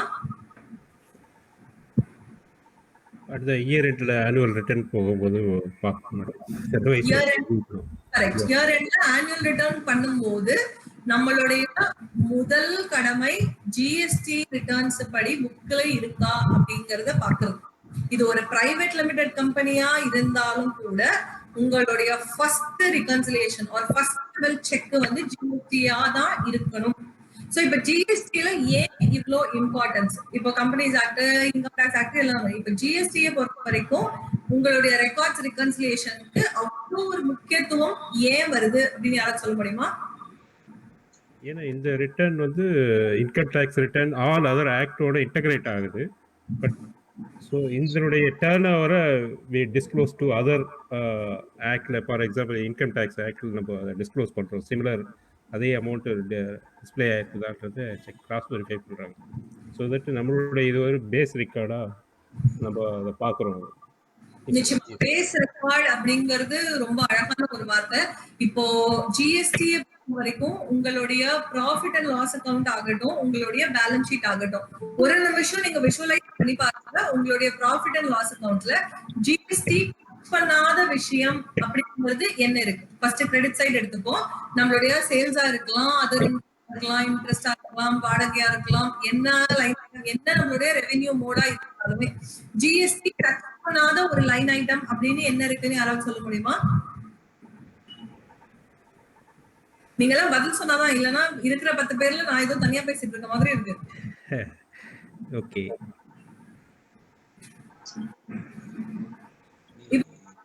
கிரெடிட் சைடுல விஷுவலைஸ் பண்ணுங்க. இப்போ கிரெடிட் சைடுல வந்து எது வந்து ஜிஎஸ்டி போகிற விஷயம் அப்படின்னு நம்மளுக்கு தெரியும் இல்லையா? இப்ப இதெல்லாம் இப்ப சேல்ஸா இருந்ததுன்னா கண்டிப்பா ஜிஎஸ்டி அதுல இருக்கும். ஜிஎஸ்டி இல்லாம நான் வந்து சேல் பண்ண முடியாது. ஜிஎஸ்டியே இல்லாம என்னென்ன விஷயங்கள் வரலாம் அதுல? ஏதாவது மிஸ்லேனியஸ் இன்கம்ஸ் இருக்கும். மிஸ்லேனியஸ் இன்கம்னா என்ன மாதிரிங்க சார்? டிவிடெண்ட் இன்கமா இருக்கலாம். ஓகே. ஆர் இன்ட்ரெஸ்ட் இன்கமா இருக்கலாம். பெர்ஃபெக்ட். அதர் தென் நான் பிஸ்னஸ் ரிலேட்டட் எனி இன்கமா இருக்கலாம். ஃபார் எக்ஸாம்பிள் சொல்லுங்க சார், சொல்லுங்க. அதாவது அவர் ரெகுலரா மீட் பண்ணாத ஒரு ரெகுலர் அன்ரெகுலர் பிசினஸ் இன்கமா கூட இருக்கலாம். இப்போ இர்ரெகுலர் பிசினஸ் இன்கம் அப்படின்னு சொன்னீங்க. இப்போ நீங்க பியூட்டிஃபுல்லா சொன்னீங்க. ஸோ டிவிடெண்ட் அண்ட் இன்ட்ரெஸ்ட் வந்து நான் ஜிஎஸ்டி, ஏன்னா அது மணி அண்ட் மணி டிரான்சாக்ஷன் ஜிஎஸ்டில கவர் ஆகல. ஸோ இப்போ அது என்னோட ப்ராஃபிட் அண்ட் லாஸ் அக்கௌண்ட்ல வரும், பட் ஜிஎஸ்டி ஆகாது. ஸோ இப்போ மற்ற பிசினஸை பொறுத்த வரைக்கும், இப்போ என்னோட பிசினஸ் கார் விற்கிறது கிடையாது. என்னோட பிசினஸ் வந்து மேபி நான் ட்ரேடிங் ஆக்டிவிட்டியில இருக்கேன். ஜூஸ் அண்ட் ஐஸ்கிரீம் டீல் பண்றேன்னு வச்சுக்கலாம். இப்போ ஜூஸ் அண்ட் ஐஸ்கிரீம் நான் வாங்கி வித்துட்டு இருக்கேன். என்கிட்ட ஒரு 2 கார் இருக்கு. சோ ஒரு காரை வந்து நான் வித்துடலாம். இப்போ கோவிட் சிச்சுவேஷன்ல ஒர்க்கிங் எனக்கு பிரச்சனை இருக்கு, அந்த காரை நான் வித்துடுறேன்.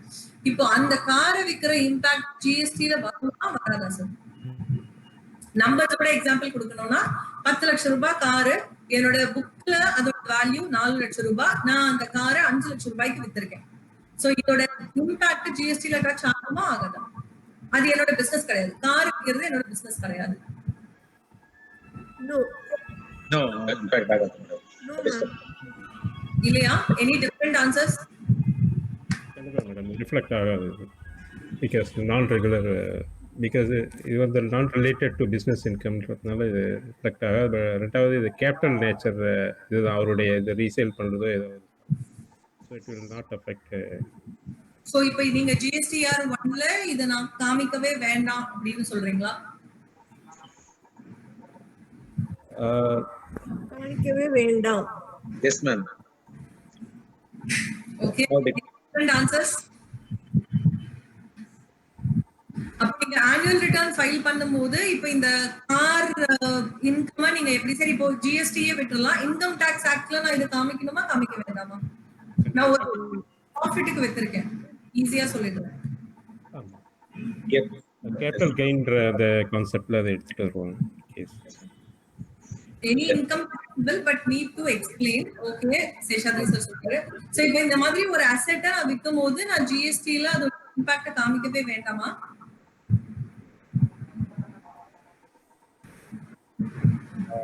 இல்ல, ரெகுலர் பிசினஸ் இன்கம் வந்து ரெகுலரா நம்ம ஜிஎஸ்டிஆர் 1ல ஃபைல் பண்ணிட்டே வரோம். கரெக்ட். இப்போ கார் டீலர் கார் வித்தா ஜிஎஸ்டிஆர்ல காமிக்கணுமா வேண்டாமா? ஆமா. இது அதர் பர்சன். மொபைல் சைலன்ட் போடுங்க ப்ளீஸ். ஹலோ, சொல்லுங்க கவிதா பிள்ளை, சொல்லுங்க. சோ இப்போ கார் டீலர் கார் வித்தாருன்னா அது அவர் ஜிஎஸ்டி ரிட்டர்ன்ஸ்ல காமிப்பாரா காமிக்க மாட்டாரா?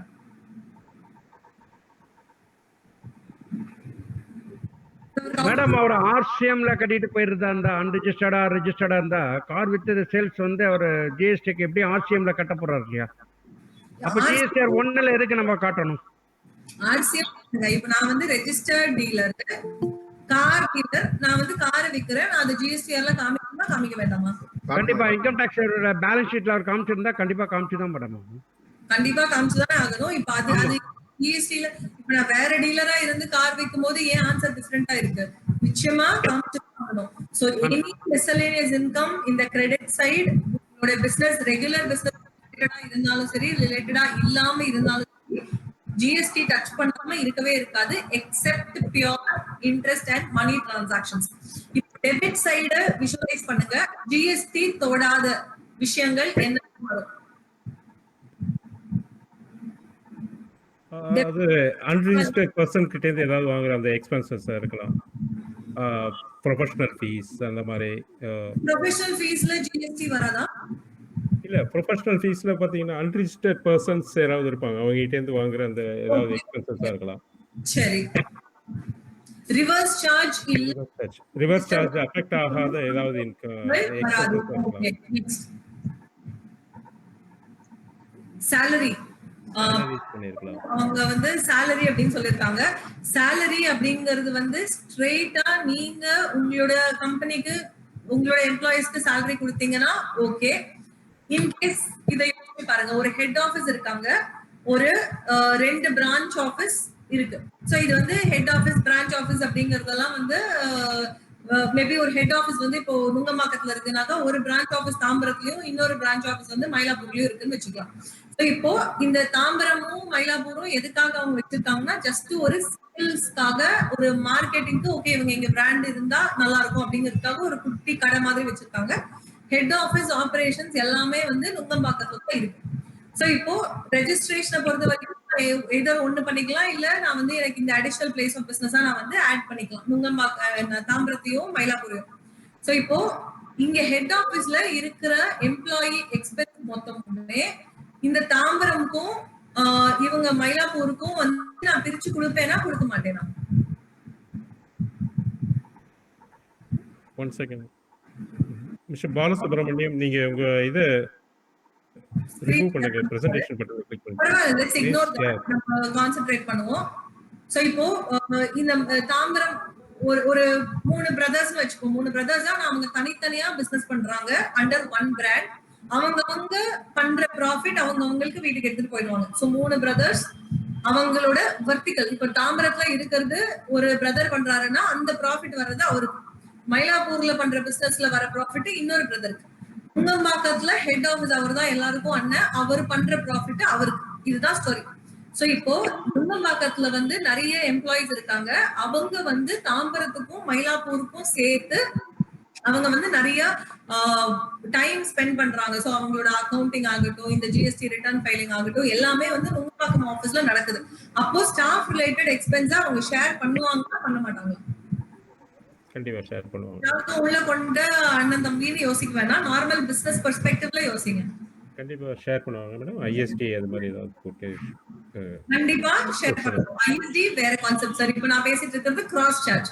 இப்போ சேலரிக்கு நுங்கம்பாக்கத்துல கொடுக்கிற சேலரி வந்து ஜிஎஸ்டி டச் பண்ணாது. அததான் வந்து இவங்க பேச்சுமுத்து சார் சொன்னாங்க, கரெக்ட்.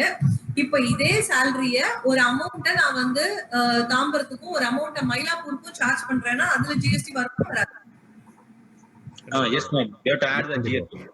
Perfect Arun. So அது வந்து it is a service which is provided by நுங்கம்பாக்கத்துல இருந்து ஒரு சர்வீஸ் வந்து நம்ம மயிலாப்பூருக்கும் தாம்பரத்துக்கும் கொடுக்கறதுனால அதுல ஜிஎஸ்டி நிச்சயமா வரும். சோ அப்படிங்கிறது கண்டிப்பா வரவே வராதுன்னு நம்மளால எடுத்துக்க முடியாது. வேற என்ன டெபிட் சைடுல இருக்கிற எக்ஸ்பென்சஸ்க்கு ஜிஎஸ்டி வராதுன்னு நம்ம இப்போ பார்க்கலாமா? Okay ma'am. என்னலாம்? I need answers from you.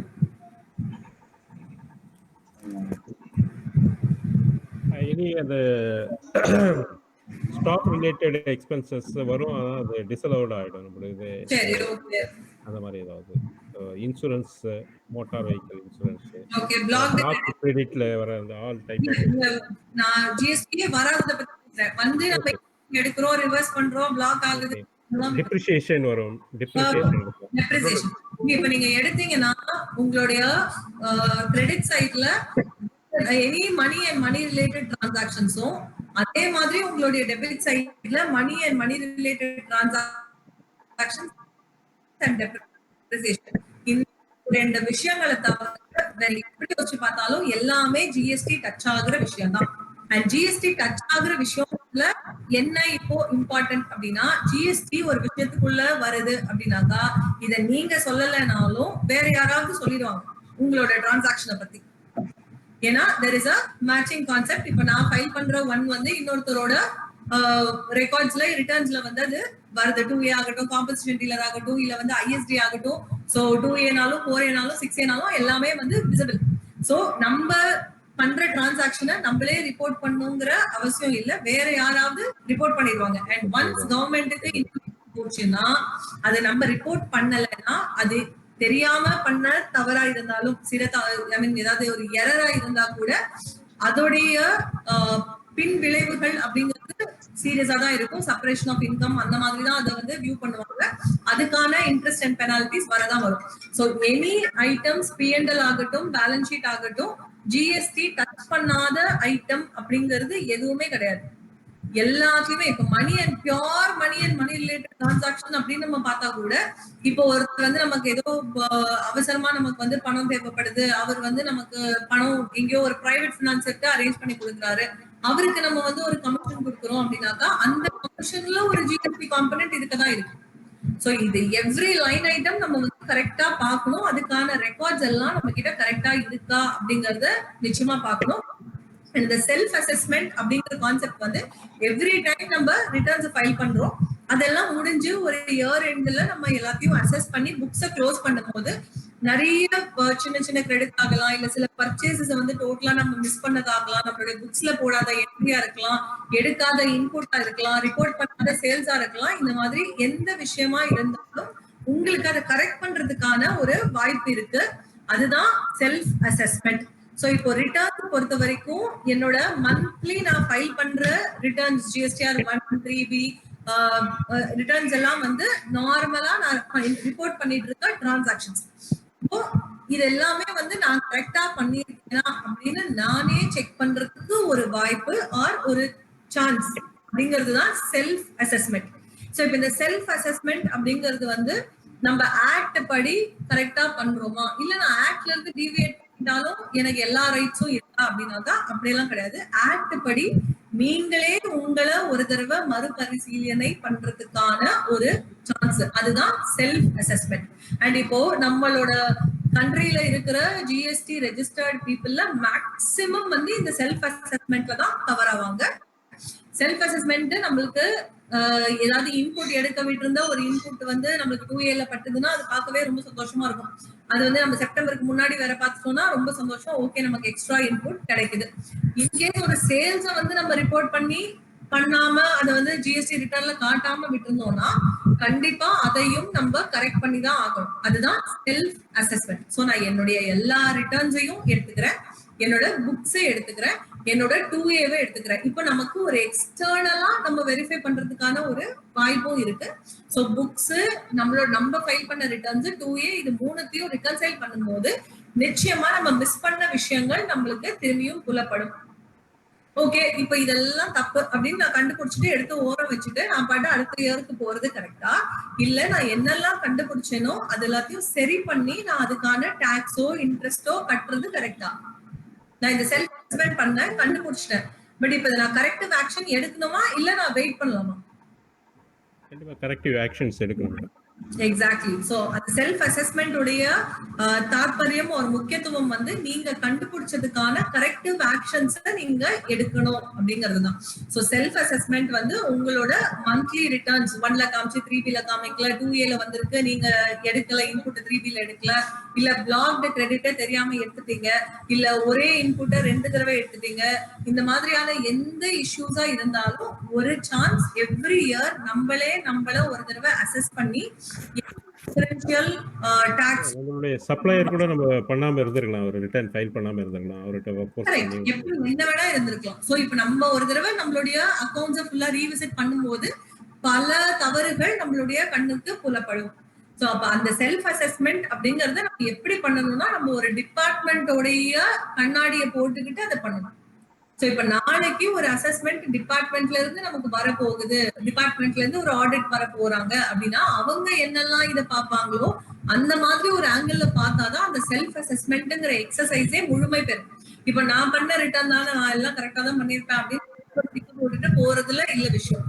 இப்ப இதை நம்ம ஏதாவது ஒண்ணு மிஸ் பண்ணிருந்தோம்னா இன்ட்ரெஸ்ட் வந்து ஏறிட்டே போகுது. இப்ப நீங்க 2017-18 பண்ண தப்ப 18 செப்டம்பருக்குள்ள நீங்க கண்டுபிடிச்சிருந்தீங்கன்னா உங்களோட விஷயங்களை நீங்க கரெக்ட் பண்றதுக்கான வாய்ப்புகள் எல்லாமே விதின் த டைம் லைன் இருந்தது. ஒரு 1 கோடி ரூபாய் இன்புட்டை நீங்க விட்டுட்டு இப்போ 2020 நீங்க அதை பாத்தீங்கன்னா உங்களால அதை எடுக்கவே முடியாது, முடிஞ்சே போயிருக்கு. சோ அதே மாதிரி உங்க கிரெடிட் நோட், டெபிட் நோட் ஆகட்டும், இந்த மாதிரியான எல்லா ஆங்கிள் இருந்தும் ஒரு கிளையண்ட்டுக்கு அப்ளிகபிளா இருக்கிற ப்ரொவிஷன்ஸ் ஒரு ஜிஎஸ்டி ஆபீசர் ஆங்கிள் இருந்து அந்த லென்ஸை போட்டுக்கிட்டு நீங்க பாக்கணும். உங்களோட ரிட்டர்ன்ஸ்ல என்ன தப்பு பண்ணிருக்கீங்க, புக்ஸ்ல என்ன தப்பு பண்ணிருக்கீங்க, என்ன இன்புட்டை நீங்க வந்து எக்ஸ்ட்ராவா எடுத்திருக்கீங்க. சப்போஸ் நீங்க ஜிஎஸ்டி கலெக்ட் பண்ணிட்டு நீங்க அதை கட்டாம இருந்தீங்கன்னா, இப்ப நான் முன்னாடியே சொன்ன மாதிரி நான் கம்ப்ளையன்ஸ் அப்படிங்கிறது ரொம்ப ரொம்ப காஸ்ட்லி.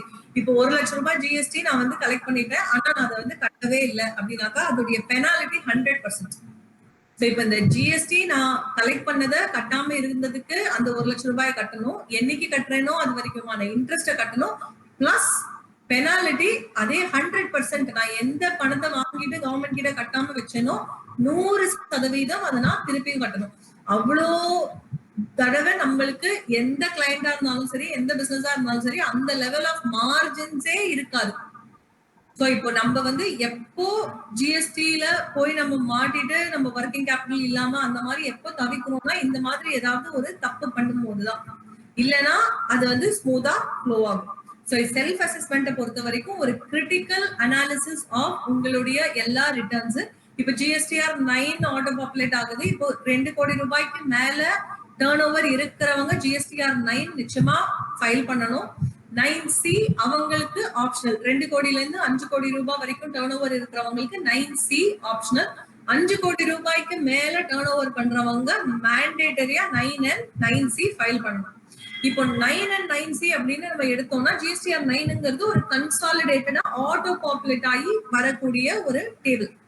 சில விஷயங்கள் உங்களுக்கு கரெக்ட் பண்றதுக்கான ஆப்ஷன்ஸ் இருக்கும். இப்ப நம்மளோட ஜிஎஸ்டி கான்செப்டே வந்து 2017ல எப்படி அதை கொண்டாங்கன்னா இந்த என்டையர் இது ஆட்டோ பாப்புலேட் ஆகி வந்துடும். ஜிஎஸ்டிஆர் 1 அதனாலதான் டிஃப்ரெண்ட் டியூ டேட். இப்போ 10ஆம் தேதி நான் ஜிஎஸ்டிஆர் 1 ஃபைல் பண்றேன், அடுத்த 5 நாள்ல நான் அதோடைய கரெக்ஷன்ஸ் எல்லாம் பண்ணுவேன். சோ எனக்கு ஜிஎஸ்டிஆர் 3 ஃபைல் பண்ணும்போது 3B இல்ல 3 ஃபைல் பண்ணும்போது எனக்கு பெருசா அங்க என்ட்ரி பண்றதுக்கு வேலையே இருக்காது. என்னோட பர்ச்சேஸ் எல்லாம் கரெக்டா வந்துருச்சா, என்னோட சேல்ஸ் எல்லாமே நான் கரெக்டா ரிப்போர்ட் பண்ணிட்டேன்னா அது வந்து இன்னொருத்தரும் கிராஸ் செக் ஆயிருக்கும்ல. இப்ப நான் தப்பு பண்ணலாம், என்ன மாதிரியே தப்பு இன்னொருத்தர் பண்ண மாட்டாங்க. சோ 2 இடத்துல இருந்து ரிப்போர்ட்டிங் வரும்போது இது கிராஸ் செக் ஆகி கரெக்ட் ஆகி வந்துடும். என்னோட வேலை ஜஸ்ட் அதை பார்த்துட்டு கிளிக் அமுத்தி ஃபைல் பண்றதா தான் இருந்தது. இப்ப நம்ம கூடிய சீக்கிரம் அந்த நிலைமைக்கு போயிடுவோம். இப்போ பண்ணிட்டு இருக்கிற ஜிஎஸ்டிஆர் 1 இல்ல 3Bல நம்ம போட்டுட்டு இருக்கிறது, இப்போ பண்ற 2A கூட பண்ற மேட்சிங் எல்லாமே வந்து ஆன் ப்ரொவிஷனல் பேசிஸ். இப்ப திடீர்னு ஒரு நாள் ஓவர் நைட்ல நம்ம எல்லாம் போய் ஜிஎஸ்டிஆர் 3ல குதிக்க முடியாது. சோ அதனால ஃபேஸ் பை ஃபேஸ் அதை கொண்டு வராங்க. என்னன்னா இப்போதைக்கு வாலண்டரியா நம்மளையே வந்து டிக்ளேர் பண்ண சொல்லியிருக்காங்க. நம்ம டிக்ளேர் பண்ற இன்புட் எல்லாமே வந்து ப்ரொவிஷனல் இன்புட். ஏன்னா இது வந்து நான் ஒரு விஷயத்த சொல்லியிருக்கேன், நான் சொல்ற விஷயம் நிஜம் அப்படிங்கிறது இன்னொருத்தரை சார்ந்த விஷயம். இப்ப நான் இன்னொருத்தரோட பிசினஸ், இப்ப நான் அருணுக்கு வந்து 1 கோடி ரூபாய்க்கு பொருள் வித்திருக்கேன் அப்படின்னாக்கா நான் அருணோட ஜிஎஸ்டி நம்பர் இருந்ததுன்னா நான் பாட்டுக்கு ஒரு இன்வாய்ஸ் ரைஸ் பண்ணி போட்டுற முடியும். இப்ப நிறைய ஃப்ராட்ஸுமே அதனாலதான் அந்த மாதிரி நடக்குது. இப்ப இன்புட் சம்பந்தமான ஃப்ராட்ஸ் வந்து எவ்வளவோ நம்ம வந்து கேள்விப்படுவோம், எவ்வளவோ வந்து பேப்பர்ல வருது. இப்ப நான் அருணுக்கு வந்து 1 கோடி ரூபாய்க்கு பொருள் வித்திருக்கேன் அப்படின்னாக்கா அருணும் என்கிட்ட இருந்து அந்த 1 கோடி ரூபாய்க்கான பொருளை வாங்கியிருக்காரு அப்படிங்கறத அவரும் அக்னாலேஜ் பண்ணணும். அது வந்து செகண்ட் ஸ்டெப். சோ இந்த ஃபர்ஸ்ட் இப்ப இருக்கிறது எல்லாமே ப்ரொவிஷனல். நெக்ஸ்ட் லெவல்ல வந்து நம்ம போகும்போது இந்த கொராபரேஷன், இந்த கோரிலேஷன் வந்துடும். சோ இப்ப இங்க இருந்து அங்க ரிஃப்ளெக்ட் ஆகும்போது நிச்சயமா இப்போ நான் 1 கோடியே 1 லட்சம்னு சொல்லியிருந்தாலோ இல்ல அருண் தப்பா சொல்லியிருந்தாலோ 2 பேரும் கரெக்டான ஒரு டிரான்சாக்ஷன்ஸை ரிப்போர்ட் பண்ணும்போது அது அங்க ரிஃப்ளெக்ட் ஆயிடும். அதை ஜஸ்ட் அக்னாலேஜ் பண்ற ஒரு வேலையா தான் இருக்கும். இப்ப ஜிஎஸ்டிஆர் 9 பொறுத்த அளவுமே நிறைய டேபிள்ஸ் ஆட்டோ பாப்புலேட் ஆகுது. போன வருஷத்தோட டிரான்சாக்ஷன்ஸ் இந்த வருஷம் காமிக்கிறதுக்கான வாய்ப்புகளும் இருக்கு. இது எல்லாத்துக்கும் மேல சில டேபிள்ஸ் வந்து இது வந்து வெறும் எங்களுடைய ஒரு ரெஃபரன்ஸ்க்காக தான், இதுல டேட்டா தப்பா இருக்கிறத பத்தி நீங்க கவலைப்படாதீங்க அப்படின்னு கவர்மெண்ட்ல சொல்லியிருக்காங்க. இப்ப 9C ஆடிட்டர் பொறுத்த வரைக்கும் ஒரு சார்ட்டர்ட் அக்கௌண்டன்ட்டோ இல்ல ஒரு காஸ்ட் அக்கௌண்டன்ட்டோ வந்து இந்த 9C ஆடிட் வந்து பண்ணிட முடியும். இப்ப நார்மலா பண்ற ஆடிட்டுக்கும் 9C ஆடிட்டுக்கும் என்ன வித்தியாசம் அப்படின்னு நம்ம பார்த்தோம்னா 9C வந்து முழுக்க ஜிஎஸ்டிய பொறுத்த ஒரு ஆடிட் மட்டுமே. இப்போ வந்து ஒரு டாக்ஸ் ஆடிட் ஆகட்டும், டாக்ஸ் ஆடிட் போது நம்ம புக்ஸையும் ஆடிட் பண்றோம், பில்ஸ் எல்லாம் இருக்குன்னு வவுச் பண்றோம், அந்த மாதிரி கோரிலேஷனோட இருக்கு. இப்ப ஜிஎஸ்டியை பொறுத்த வரைக்கும் இது வந்து சர்டிபிகேஷன். இப்போ நான் இந்த ஜிஎஸ்டி ஆக்ட் படி எல்லாமே நான் பண்ணிருக்கேன் அப்படிங்கிறதுக்கான ஒரு சர்டிபிகேஷன் தான் வந்து இந்த 9C. சோ இப்ப செல்ஃப் அசஸ்மெண்ட்டை பொறுத்த வரைக்கும் இந்த ஜிஎஸ்டிஆர் 9 வரைக்கும் இருக்கிறது முழுக்கவே உங்களுடைய செல்ஃப் அசஸ்மெண்ட். உங்களோட ரிட்டர்ன்ஸை நீங்க ஃபைல் பண்ணதுக்கு ஒரு ரீசெக் பண்ணிக்கிறதுக்கான ஒரு வாய்ப்பு. ப்ரொவிஷனல் அசஸ்மெண்ட் அப்படின்னு ஒண்ணு உண்டு. சோ இப்ப இந்த ப்ரொவிஷனல் அசஸ்மெண்ட் அப்படிங்கிறது என்ன அப்படின்னு நம்ம பார்த்தோம்னா, இப்போ சில நேரங்கள்ல நமக்கு ஒரு பர்டிகுலர் ப்ராடக்ட்டுக்கு இதுதான் ரேட்டா அப்படிங்கிறது நம்மளுக்கு டவுட்ஃபுல்லா இருக்கலாம். சோ இப்ப நீங்க பாட்டு தப்பான ஒரு ரேட்டை கலெக்ட் பண்ணிட்டே போய் ஒரு 4 வருஷம் கழிச்சு இது இந்த ரேட் இல்ல, இதுல நீங்க இதை இப்படி கலெக்ட் பண்ணிருக்கணும், கிளாசிபிகேஷன் தப்பு அப்படின்னு ஒரு நிலைமை வந்ததுன்னா நம்மளுடைய இன்ட்ரெஸ்ட் அண்ட் பெனாலிட்டி ரொம்ப ஹியூஜா இருக்கும். அதுக்காக நம்மளுக்கு கொடுக்கப்பட்ட ஒரு வாய்ப்பு தான் இந்த provisional taxation, provisional assessment. So இப்போ இந்த மாதிரியான ஒரு டவுட் எனக்கு இருக்கு அப்படிங்கறத நான் டிபார்ட்மெண்ட் கிட்ட சொன்னேன்னா அவங்க 90 நாளைக்குள்ள எனக்கு வந்து ஒரு பதில் சொல்லிடணும். இந்த ப்ரொவிஷனல் அசஸ்மெண்ட்ல நீங்க போகலாம், இப்ப இதை வந்து நான் 18% நினைக்கிறேன் அப்படின்னு நான் சொல்லியிருந்தேன்னா சரி ஓகே நீங்க 18% கட்டுங்க அப்படின்னு அவங்க சொல்லிடுவாங்க. இந்த ப்ரொவிஷனல் அசஸ்மெண்ட்டை 18%ல நான் கட்டிக்கிட்டே இருப்பேன். அவங்க 6 மாசத்துக்குள்ள எனக்கு கன்ஃபார்ம் பண்ணணும் நீங்க கட்டுற 18% கரெக்டா இல்ல 12% நீங்க கலெக்ட் பண்ணா போதுமா அப்படிங்கறத அவங்க கன்ஃபார்ம் பண்ணணும். இன்கேஸ் அவங்களால 6 மாசத்துக்குள்ள கன்ஃபார்ம் பண்ண முடியலன்னா ஜாயிண்ட் கமிஷனர் லெவல்ல இன்னொரு 6 மாசம் டைம் அவங்களுக்கு இருக்கு.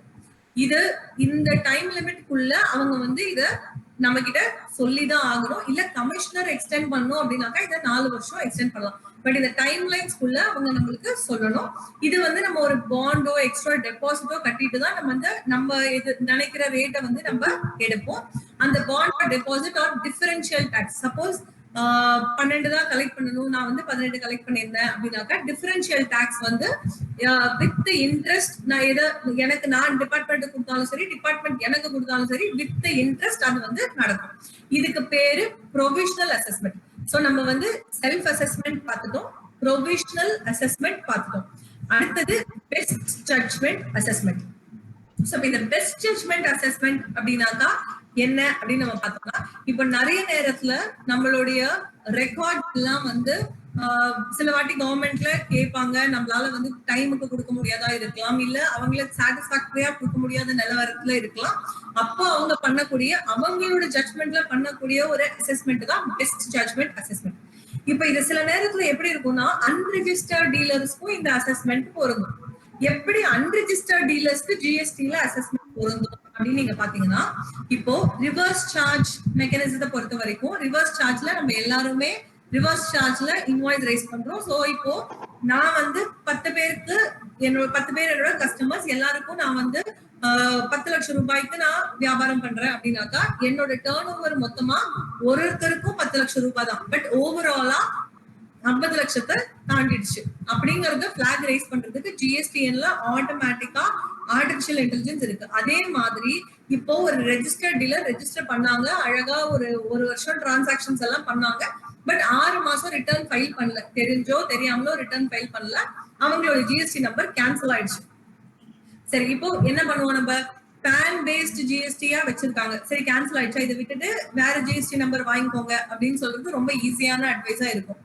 இல்ல பேன் பேஸ்ட் ஜிஎஸ்டி உங்களோட பேன்ல வந்து கனெக்ட் ஆயிடுச்சா, இப்ப நீங்க வந்து ஒரு பார்ட்னர்ஷிப் ஃபார்ம் போட்டுருங்க, இல்ல வேற ஒரு பேன் வாங்கிடுங்க, வீட்டுல இருக்கவங்க பேர்ல ஒரு ஜிஎஸ்டி ரெஜிஸ்ட்ரேஷனை வாங்கிட்டு நீங்க பாட்டு பிசினஸ் பண்ணுங்க, இதுதான் கேன்சல் ஆயிடுச்சுல, எப்படியும் இதுல வந்து நமக்கு நிறைய லைபிலிட்டி இருக்கு.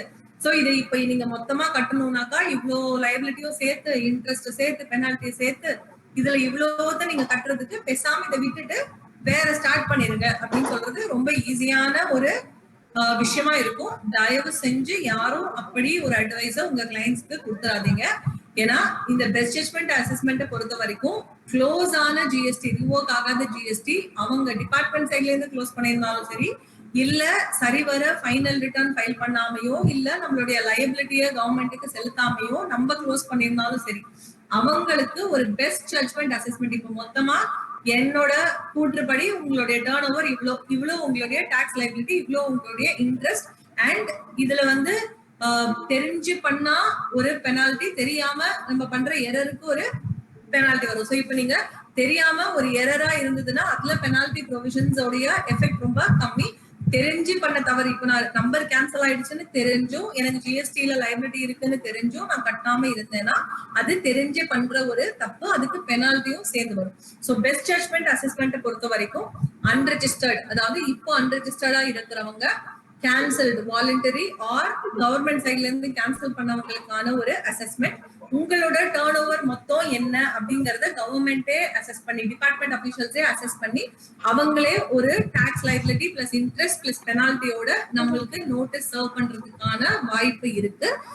அதனால இப்போ ஜிஎஸ்டி நம்பர் கேன்சல் ஆயிடுச்சு, பரவாயில்ல விட்டுட்டு வேற ஸ்டார்ட் பண்ணலாம் அப்படிங்கிற முடிவை தயவு செஞ்சு யாரும் எடுக்காதீங்க. இதுக்கு அடுத்தது ஸ்க்ரூட்டினி அசஸ்மெண்ட். சோ இப்போ நம்ம வந்து செல்ஃப் அசஸ்மெண்ட் பார்த்தோம், ப்ரொவிஷனல் அசஸ்மெண்ட் பார்த்தோம், பெஸ்ட் ஜட்ஜ்மெண்ட் அசஸ்மெண்ட் பார்த்தோம். அடுத்தது ஸ்க்ரூட்டினி அசஸ்மெண்ட். ஸ்க்ரூட்டினி அசஸ்மெண்ட் எப்ப வரும் அப்படின்னாக்கா, இப்போ உங்களுடைய 3Bயும் 2Aவும் மேட்ச் ஆகல அப்படின்னு ஜெனரலா ஒரு நோட்டீஸ் கொடுக்குறாங்க. நீங்க வந்து இப்போ இங்க ஆக்சுவலாவே நிறைய சேல் சப்ரஸ் பண்ணிருக்கீங்க, ஒரு இஷ்யூஸ் இருக்கு உங்க அக்கௌண்ட்ஸ்ல, தவறான ஒரு பதிலை எழுதி கொண்டு போய் அங்க கொடுக்குறீங்க அப்படின்னாக்கா டிபார்ட்மெண்ட்ல இது வந்து ஓகே உங்களுடைய கம்பெனிலயோ இல்ல உங்க கிளையண்ட்டுக்கோ ஏதோ தவறான ஒரு விஷயம் நடக்குது அப்படின்னு அவங்களுக்கு ஒரு தோன்ற பட்சத்துல அவங்க வந்து ஸ்க்ரூட்டினி அசஸ்மெண்ட் பண்றதுக்கான வாய்ப்பு இருக்கு. ஸ்க்ரூட்டினி அப்படின்னா எல்லாருக்கும் தெரியும், மொத்தமா எல்லா வவுச்சர்ஸ் நீங்க அந்த ரிட்டர்ன்ஸ்ல போட்டிருக்கிற ஒரு நம்பருக்கும் கம்ப்ளீட் எக்ஸாமினேஷன் ஆஃப் ரெக்கார்ட்ஸ் அப்படின்னு நம்ம சொல்லலாம். அதுதான் ஸ்க்ரூட்டினி அசஸ்மெண்ட். இது எல்லாத்தையும் தாண்டி சம்மரி அசஸ்மெண்ட் அப்படின்னு ஒண்ணு இருக்கு.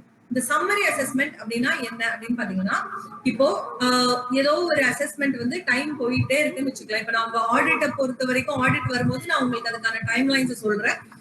இப்போ ஒரு டைம் வந்து போய்கிட்டே இருக்கு, பட் வந்து இவங்க அசஸ்மெண்ட் முடிச்சு என்ன லைபிலிட்டின்னு அதுல கொண்டு வர மாதிரி தெரியல அப்படின்னாக்கா, ஆனா அசஸி வந்து எதர் இங்க இருந்து வெளிநாட்டுக்கு போயிடுவாருனோ இல்ல பிசினஸ் க்ளோஸ் பண்ணிடுறாருனோ அந்த மாதிரி ஒரு சிச்சுவேஷன் வரும்போது வந்த வரைக்கும் லாபம் அப்படின்னு அட்லீஸ்ட் ஒரு நோட்டீஸ் கொடுத்துடலாம் அப்படின்னு பண்றதுதான் இந்த சம்மரி அசஸ்மெண்ட். சோ ஏதாவது ஒரு ரீசன்னால கவர்மெண்ட்டுக்கு வர வேண்டிய ரெவென்யூ வராமையே போயிடும் அப்படின்னு ஒரு டிப் கிடைக்கிற பட்சத்திலயோ இல்ல டிபார்ட்மெண்ட்டுக்கு தோன்ற பட்சத்துல அவங்க வந்து இந்த சம்மரி அசஸ்மெண்ட்டை கையாளலாம்.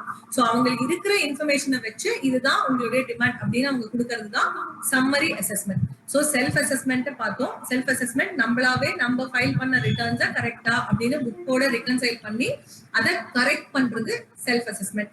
அதுக்கு அடுத்தது ப்ரொவிஷனல் அசஸ்மெண்ட் அப்படிங்கிறது, இது கரெக்டா இல்லையான்னு எனக்கு தெரியல, என்னை கைட் பண்ணுங்க அப்படின்னு நம்ம டிபார்ட்மெண்ட் கிட்ட சொல்றது. அதுக்கான பாண்டோ இல்ல பேங்க் கேரண்டியோ கொடுத்து நம்ம வந்து அந்த கரெக்டான ஒரு வழிகாட்டுதலுக்காக வெயிட் பண்றது provisional assessment. Best judgement assessment அப்படிங்கிறது உங்களோட அன்ரெஜிஸ்டர்ட் டீலர்ஸ், கேன்சல் நம்பர்ஸ் இந்த மாதிரி இருக்கவங்களுக்கு பெஸ்ட் ஜட்ஜ்மெண்ட் அசஸ்மெண்ட். இல்ல சில நேரங்கள்ல நம்ம ரெக்கார்ட்ஸ் கொடுக்க முடியாத தருணங்கள்ல கூட இந்த பெஸ்ட் ஜட்ஜ்மெண்ட் அசஸ்மெண்ட்ஸ் நடத்தலாம். ஸ்க்ரூட்டினி அசஸ்மெண்ட் அப்படிங்கிறது ஏதோ ஒரு விஷயம் மறைக்கப்படுது, இன்புட் நீங்க நிறைய எடுக்கிறீங்க இல்ல சேல்ஸை வந்து நீங்க காமிக்கல, இந்த மாதிரியான விஷயங்கள் வரும்போது இதை வந்து கம்ப்ளீட்டா எடுத்து ஸ்க்ரூட்டினி பண்ணா மட்டும்தான் இதுல எவ்வளவு ரெவென்யூ லாஸ் கவர்மெண்ட்டுக்கு இருக்கு அப்படிங்கறத தெரிஞ்சுக்கிறதுக்காக பண்றதுதான் ஸ்க்ரூட்டினி அசஸ்மெண்ட். அடுத்தது சம்மரி அசஸ்மெண்ட். ஏதோ ஒரு காரணத்துக்காக ஸ்க்ரூட்டினி அசஸ்மெண்ட் நடந்துட்டு இருக்கும் போதோ இல்ல எந்த அசஸ்மெண்ட் நடந்துட்டு இருக்கும் போதோ இவங்க பிசினஸை க்ளோஸ் பண்ணுவாங்கன்னோ இல்ல கவர்மெண்ட்டுக்கு ரெவென்யூ வராம போகிறதுக்கான வாய்ப்புகள் இருக்கு அப்படின்னு தெரியும் போதோ டக்குன்னு ஒரு சம்மரி ஆர்டர், கையில இருக்கிற இன்ஃபர்மேஷனை வச்சு ஒரு அசஸ்மெண்ட் ஆர்டர் கொடுக்கறது தான் சம்மரி அசஸ்மெண்ட். சோ இதெல்லாம் வந்து டைப்ஸ் ஆஃப் அசஸ்மெண்ட்ஸ் அப்படின்னு நம்ம பார்த்தோம். இப்ப இதுல ஆடிட்ஸ் அப்படின்னு நம்ம பார்க்கும்போது என்னெல்லாம் வரும் அப்படின்னா, ஆடிட்டை பொறுத்த வரைக்கும் நமக்கு 4 விதமான ஆடிட்ஸ் வந்து இருக்கு. 4 விதமான ஆடிட் என்னெல்லாம் அப்படின்னு பாத்தீங்கன்னா, ஒண்ணு வந்து நீங்களே ஃபைல் பண்ற GSTR 9 and 9C, இன்னொன்னு CNDAG ஆடிட்டா இருக்கலாம், இன்னொன்னு டிபார்ட்மெண்ட்ல வர ஆடிட்டா இருக்கலாம், நார்மல் GST அபிஷியல்ஸ் பண்ற ஒரு ஆடிட்டா இருக்கலாம், இன்னொன்னு ஸ்பெஷல் ஆடிட்டா இருக்கலாம். சோ இப்போ 4 விதமான ஆடிட். சோ இப்போ இந்த ஃபர்ஸ்ட் 9 and 9C அப்படிங்கிறது கிட்டத்தட்ட உங்களுடைய செல்ஃப் அசஸ்மெண்ட் மாதிரி அப்படின்னே நீங்க சொல்லலாம். சோ செல்ஃப் அசஸ்மெண்ட் அப்படிங்கிறது நம்மளே நம்மளோட ரெக்கார்ட்ஸை பாத்துக்கிறது. இப்போ இந்த ஆடிட் அண்டர் 9 and 9C வந்து ஒரு காஸ்ட் அக்கௌண்டன்ட்டையோ இல்ல ஒரு சார்ட்டர்ட் அக்கௌண்டன்ட்டையோ நீங்க வந்து உங்களோட கம்பெனிக்காக நீங்க 5 கோடி ரூபாய்க்கு மேல டர்ன் ஓவர் தாண்டி இருக்கீங்க, நீங்க இதை பண்ணணும் அப்படிங்கிறதுக்காக ஒரு ஆடிட்டரை அப்பாயிண்ட் பண்ணி நீங்க இந்த ஆடிட்டை பண்ணி ரிப்போர்ட் சப்மிட் பண்றது ஒரு வகையான ஆடிட். C&AG ஆடிட் அப்படிங்கிறது கவர்மெண்டோட ஃபண்ட், பப்ளிக் ரிலேட்டடா என்னெல்லாம் ஆர்கனைசேஷன்ஸ் ஃபண்ட் வந்து மேனேஜ் பண்ணப்படுதோ அங்க எல்லா இடத்துலயுமே வந்து C&AG ஆடிட் இருக்கும். ஜிஎஸ்டியை பொறுத்த வரைக்கும் C&AG ஆடிட் அப்படிங்கிறது ஒரு கன்சல்டன்ட் மோட்ல வச்சிருக்காங்க. மிச்ச 2 ஆடிட் நம்மளுக்கு ரொம்ப முக்கியமா தெரிஞ்சுக்க வேண்டிய ஆடிட்ஸ் என்னெல்லாம் அப்படின்னாக்கா, டிபார்ட்மெண்ட்ல இருந்து அவங்க உங்களுக்கு வர ஆடிட். டிபார்ட்மெண்ட்ல இருந்து எப்போ ஆடிட்க்கு வருவாங்க. இப்ப GSTR 9 and 9Cனா நான் வந்து வருஷம் ஃபைல் பண்ணணும், ஒரு டியூ டேட் கொடுத்துடுறாங்க, அந்த டியூ டேட்ல ஃபைல் பண்ணணும். இப்போ 18-19க்கு செப்டம்பரும் 19-20க்கு டிசம்பருக்குள்ளயும் நான் ஃபைல் பண்ணணும்னு எனக்கு தெரியும். இப்ப டிபார்ட்மெண்ட்ல இருந்து வர ஆடிட் எப்போ வருவாங்க அப்படின்னாக்கா, எப்போ நம்மளுடைய டிரான்சாக்ஷன்ஸ் ரொம்ப பேட்டர்னை மீறி போகுதோ, எந்த மாதிரியான நான் முன்னாடி சொன்ன மாதிரி GSTNல என்ன ஒரு விதமான ட்ரெண்ட் அனாலிசிஸ் என்ன டிஃபரன்சஸ் இருந்தாலுமே வந்து அதுக்கான ரெட் பிளாக ரைஸ் பண்ற மெக்கானிசம் இருக்கு. சோ இப்போ ஒரு சேல்ஸ வந்து நான் காமிச்சுட்டே இருக்கேன், என்னோட இன்புட் சேல்ஸை விட ஜாஸ்தியா வளர்ந்துட்டே இருக்கு அப்படின்னாக்கா அந்த மாதிரி ஒரு சினாரியோ நடக்க வாய்ப்பு இல்லை. எக்ஸப்ட் எந்த சிச்சுவேஷன்ஸ்ல வரும்னா, இப்ப நான் ஒரு பில்டிங் கட்டி லீஸ்ல கொடுக்குறேன் அப்படின்னாக்கா கன்ஸ்ட்ரக்ஷனுக்கு பர்சே இன்புட் வந்து பிளாக்டு. அப்கோர்ஸ் இப்போ வந்து சுப்ரீம் கோர்ட்ல டெசிஷன் சஃபாரி கேஸ்ல பெண்டிங்ல இருக்கு, பட் இப்போதைக்கு அது பிளாக்டுனே நம்ம எடுத்துக்கலாம். இன்கேஸ் லேண்ட் வந்து லீஸ்ல எடுத்திருக்காங்க, லேண்டோடைய லீஸை வந்து நம்ம இன்புட் எடுத்துக்கலாம். பில்டிங் கட்டியிருக்காங்க, இப்ப இந்த லேண்டோட லீஸ் அப்படிங்கிறது நீங்க ஒரு 100 வருஷத்துக்கு ஒரு 99 வருஷத்துக்கு தான் லேண்ட் லீஸ் அப்படிங்கிறது எடுத்துக்கோம். சோ இப்ப அதுல நீங்க ஒரு 4 கோடி ரூபாய் டிரான்சாக்ஷன் பண்ணியிருந்தீங்கன்னா கூட உங்களுடைய இன்புட் ரொம்ப ஹியூஜா இருக்கு. சோ இப்ப நீங்க அங்க கன்ஸ்ட்ரக்ஷனை முடிச்சு நீங்க வந்து அந்த வாடகை கொடுக்குறீங்கன்னா நீங்க ஒரு 5 வருஷத்துக்கு GST கட்ட வேண்டியே இருக்காது. இந்த இன்புட்டை வச்சே நீங்க வந்து ஓட்டுற மாதிரி இருக்கும். பட் GSTயை பொறுத்த வரைக்கும் டக்குன்னு ஒரு பிளாக் ரைஸ் பண்ணும், இவங்க கிட்ட இன்புட் நிறைய இருக்கு, அவ்வளோ அவுட்புட் இவங்க ரிப்போர்ட் பண்ண மாட்டேங்கிறாங்க. இப்ப நார்மல் ட்ரேடிங்ல பாத்தீங்கன்னா இன்புட் எனக்கு அவ்வளோ இருக்கு, அவுட்புட் நான் ரிப்போர்ட் பண்ணலன்னா என்ன அர்த்தம், விற்காம இருக்கிற ஒரு பொருளை நான் திருப்பி வாங்கி வச்சுட்டே இருக்கேன்னு அர்த்தம். அது எந்த பிசினஸ் மேனும் பண்ண மாட்டாங்க. அதனால அது வந்து ஒரு கைண்ட் ஆஃப் ரெட் பிளாக். இல்ல நான் வந்து எடுக்க கூடாத இன்புட்டை நான் எடுத்திருக்கேன். இப்போ GSTR 2Aல நமக்கு வந்து சில பார்ட்டிஸ் இருக்கும், அவங்களுக்கு அந்த பார்ட்டிஸ் என்ன ப்ராடக்ட்ஸ்ல டீல் பண்றாங்கிறது தெரியுமா இருக்கலாம், அதை வந்து நான் இன்புட்டா எடுத்திருக்கேன் அப்படிங்கிற இன்ஃபர்மேஷன் போயிருக்கலாம். இல்ல நான் சேல்ஸ் வந்து சப்ரஸ் பண்றேன், ஒரு out of the books sales பண்றேன் அப்படிங்கிற மாதிரி, என்னோட க்ளோசிங் ஸ்டாக் வந்து நான் கம்மியா காட்டுறேன், அந்த மாதிரி எந்த விதமான பாராமீட்டர் டிஃபரன்சஸ் இருந்தாலும் GST ஆடிட் வரதுக்கான சாத்தியக்கூறுகள் அதிகம். சரி, இப்போ GST ஆடிட் வராங்க, GST ஆடிட் வந்தா என்ன பண்ணுவாங்க அப்படின்னாக்கா, GST ஆடிட் வரதுக்கு முன்னாடி 15 நாளைக்கு முன்னாடி உங்களுக்கு நோட்டீஸ் கொடுப்பாங்க, GST ஆடிட் வரப்போறோம் அப்படின்னு. சோ இப்ப GST ஆடிட் வந்தா நம்ம என்ன பண்ணணும்? சோ இப்போ நான் அந்த செல்ஃப் அசஸ்மெண்ட் GST ஆபீசர்ஸ் ஒரு லென்ஸை போட்டுக்கிட்டு பண்ணணும்னு சொன்னதுக்கு முக்கியமான காரணம் இதுதான். ஏன்னா இப்ப GST ஓட ஆடிட் பண்ணும்போது அவங்களுக்கு நம்ம எல்லா விதமான புக்ஸ் அண்ட் ரெக்கார்ட்ஸும் நம்ம பிரசன்ட் பண்ணணும். இப்ப மேனுவலா இருந்தாலுமே நம்ம எல்லா புக்ஸ் அண்ட் ரெக்கார்ட்ஸும் அவங்க காப்பீஸ் கேட்டாங்கன்னா காப்பீஸ், இல்ல அவங்க நம்ம இடத்துல இருந்து வெரிஃபை பண்றாங்கன்னா அவங்க வெரிஃபை பண்றதுக்கான ஒரு சூழலை வந்து நம்ம அமைச்சு தரணும். இன்கேஸ் ஏதாவது பாஸ்வேர்ட் ப்ரொடெக்ட் பண்ண சாஃப்ட் காப்பீஸ் நம்ம வச்சிருந்தோம்னா அந்த சாஃப்ட் காப்பீஸை அவங்களுக்கு நம்ம ஷேர் பண்ணணும் வித் பாஸ்வேர்ட். வேற ஏதாவது ஒரு டாக்குமெண்ட்டை நம்ம சாஃப்ட் காப்பியில வச்சிருக்கோம், ஆனா அது வந்து நம்மளது தானா அப்படின்னு தெரியல, அந்த மாதிரி அத்தென்டிக்கா எதுவும் சிக்னேச்சர் இல்லை அப்படிங்கிற பட்சத்துல டிஜிட்டல் சிக்னேச்சரை போட்டு நம்ம வந்து டிபார்ட்மெண்ட்டுக்கு கொடுக்க வேண்டியிருக்கும். ஸோ டிபார்ட்மெண்ட் இந்த ஆடிட்டுக்கு உங்களுக்கு 15 நாளைக்கு நோட்டீஸ் கொடுப்பாங்க. அதுக்கப்புறமா அவங்களுக்கு டைம் இருக்கு இந்த ஆடிட்டை முடிக்க. இன்கேஸ் இந்த ஆடிட்டை அவங்க பண்ணிட்டு இருக்கும் போது அவங்களுக்கு வந்து இது ஒரு ஸ்பெஷல் கேஸா தெரியுது, ஒரு ப்ரொஃபஷனலோடைய ஹெல்ப் வேணும்னா அவங்களே ஒரு சார்ட்டர்ட் அக்கௌண்டன்ட்டையோ காஸ்ட் அக்கௌண்டன்ட்டையோ இந்த ஆடிட்டுக்கு அப்பாயிண்ட் பண்ணலாம். ஸோ அவங்களோட பேனல்ல இருக்கிற சார்ட்டர்ட் அக்கௌண்டன்ட் காஸ்ட் அக்கௌண்டன்ட்டை அப்பாயிண்ட் பண்ணுவாங்க. அண்ட் அவங்க வந்து இந்த ஆடிட்டை டைம் லைன்ல முடிச்சு அதுக்கான ரிப்போர்ட்டை கொடுப்பாங்க. சோ அந்த ரிப்போர்ட் வந்ததுக்கு அப்புறமா உங்களுடைய டாக்ஸ் நீங்க சப்ரஸ் பண்ணிருந்தீங்கன்னா அந்த டாக்ஸ் லைபிலிட்டி என்ன, உங்களுடைய இன்ட்ரெஸ்ட் என்ன, உங்களுடைய பெனால்டி என்ன அப்படிங்கிறது வந்து கணிக்கப்படும். சோ ஜிஎஸ்டி ஆடிட்டை பொறுத்த வரைக்கும், அசஸ்மெண்ட் பொறுத்த வரைக்கும் நம்ம கிட்ட self assessment, provisional assessment, best judgement assessment, scrutiny assessment and summary assessment இந்த மாதிரி நம்ம பார்த்தோம். ஆடிட்டை பொறுத்த வரைக்கும் சிஎன்டிஜி ஆடிட் அப்படிங்கிறது நம்மளுக்கு பெருசா ரெலவென்ட் இல்ல. ஜிஎஸ்டிஆர் 999C நம்ம லிமிட்டை தாண்டா நம்மளே பண்ணிட போறோம்.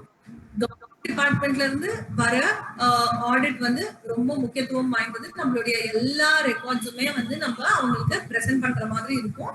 அண்ட் அவங்களுக்கு சில நேரத்துல இது வந்து ஒரு ஸ்பெஷல் கேஸா தென்படுற பட்சத்துல அவங்க ஒரு சார்ட்டர்ட் அக்கௌண்டன்ட்டையோ இல்ல ஒரு காஸ்ட் அக்கௌண்டன்ட்டையோ இது சம்பந்தமா அப்பாயிண்ட் பண்ணி அவங்க வந்து இந்த ஆடிட்டை கம்ப்ளீட் பண்ணி அதுக்கான ரிப்போர்ட்டை அவங்க கொடுப்பாங்க.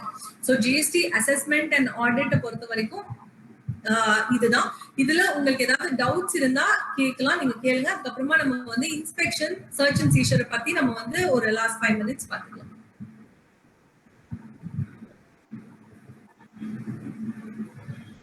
யாருக்குமே டவுட் இல்லையா? யாராவது இருக்கீங்களா?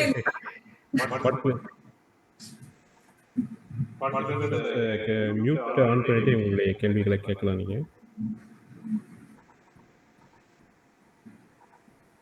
இல்ல இப்போ இன்ஸ்பெக்ஷனை பொறுத்த வரைக்கும் இன்ஸ்பெக்ஷன் அப்படிங்கிறது வந்து ஜிஎஸ்டி அபிஷியல்ஸ் எப்ப வேணா நம்மளுடைய பிரெமிசஸை இன்ஸ்பெக்ட் பண்ணலாம்.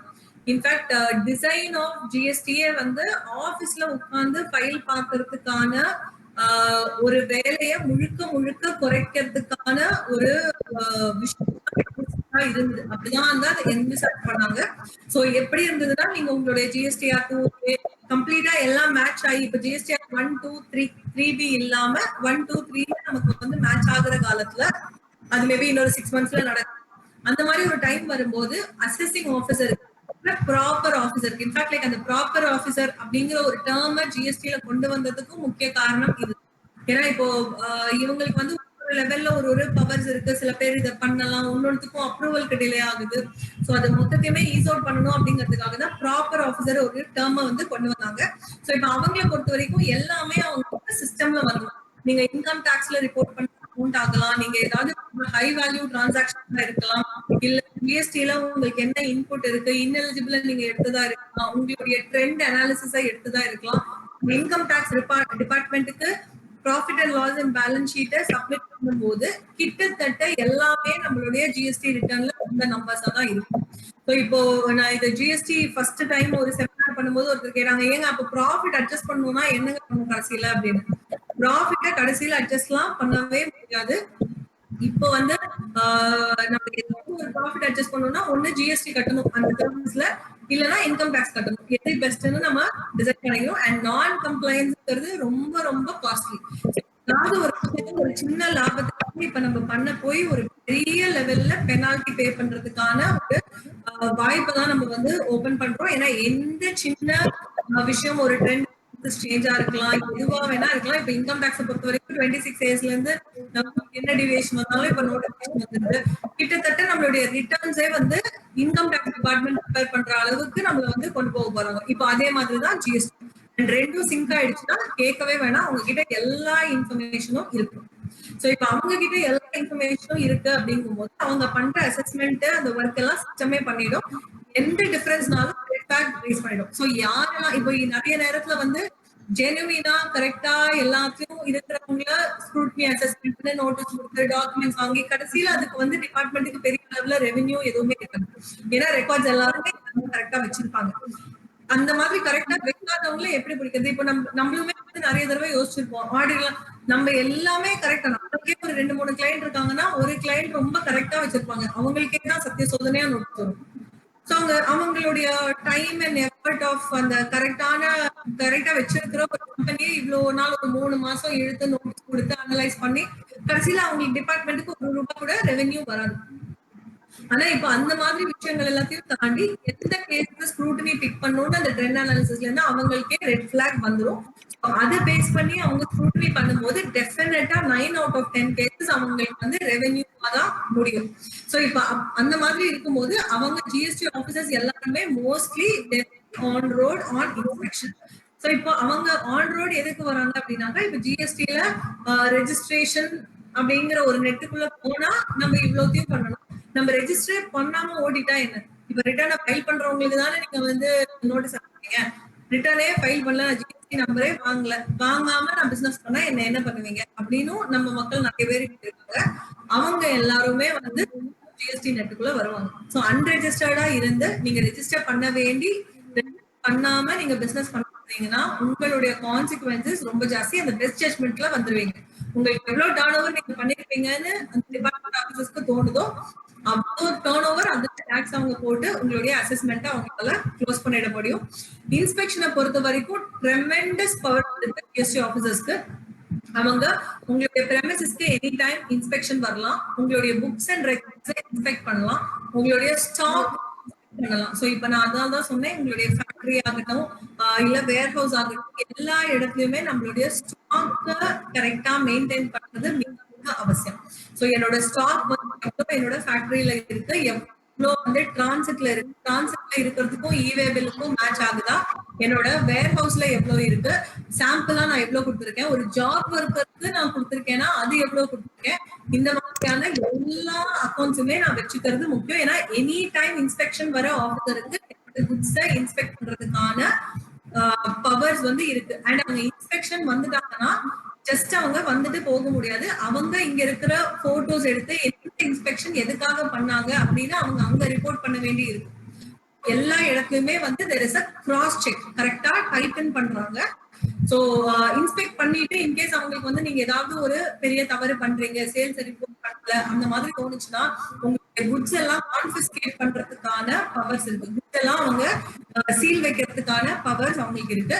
இன்கேஸ் அந்த குட்ஸ் அழுகும் தன்மை உடையதா இருந்ததுன்னா அப்போ அந்த குட்ஸுக்குரிய வேல்யூக்கான பாண்ட நீங்க கவர்மெண்ட்டுக்கு பட்சத்துல இந்த குட்ஸ் அவங்க ரிலீஸ் பண்ணுவாங்க. இல்லைன்னா உங்களுடைய குட்ஸ் எல்லாத்தையுமே அவங்க வந்து கன்ஃபிஸ்கேட் பண்றதுக்கான பர்பஸ் இருக்கு. இன்கேஸ் இது எல்லாமே முடிஞ்சு ஒரு டிமாண்ட்னு வந்துச்சு, ஆனா அந்த டிமாண்ட வந்து நான் கட்டவே மாட்டேங்கிறேன் அப்படின்னாக்கா என்னுடைய பேங்க் அக்கௌண்ட்டை ஃப்ரீஸ் பண்றதுக்கோ என்னுடைய ப்ராப்பர்ட்டியை அட்டாச் பண்றதுக்கோ ஆன எல்லா பவர்ஸுமே ஜிஎஸ்டி ஆபீசர்ஸ்க்கு இருக்கு. சோ நம்மளுடைய அடிப்படையான விஷயம் நம்மளுடைய புக்ஸ் ரெக்கார்ட்ஸ். கவர்மெண்ட இனிமே டாக்ஸ் கட்டாம ஏற்றலாம் அப்படின்ற எண்ணத்தை நம்ம கைவிட்டாதான் நம்ம ஒரு 15-20% மார்ஜினை நம்ம வந்து கடைசி வரைக்கும் டீசெண்டா கொண்டு போக முடியும்.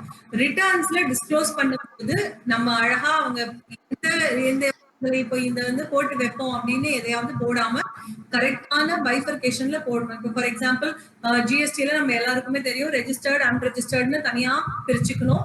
அன்ரெஜிஸ்டர்டா இருந்தாங்கன்னா கூட இன்டர்ஸ்டேட் டிரான்சாக்ஷன் இருக்கும்போது 2 லட்சம் ரூபாய்க்கு மேல போனா நம்ம வந்து அதை தனியா ரிப்போர்ட் பண்ணணும். இந்த மாதிரியான சின்ன சின்ன விஷயங்கள் எல்லாம் நம்ம மிஸ் பண்ணியிருந்தோம்னா கூட நம்மளுடைய செல்ஃப் அசஸ்மெண்ட்ல அதை சரி பண்ணிட்டோம்னா அதுக்கு பெருசா எந்த பாதகமும் இருக்காது.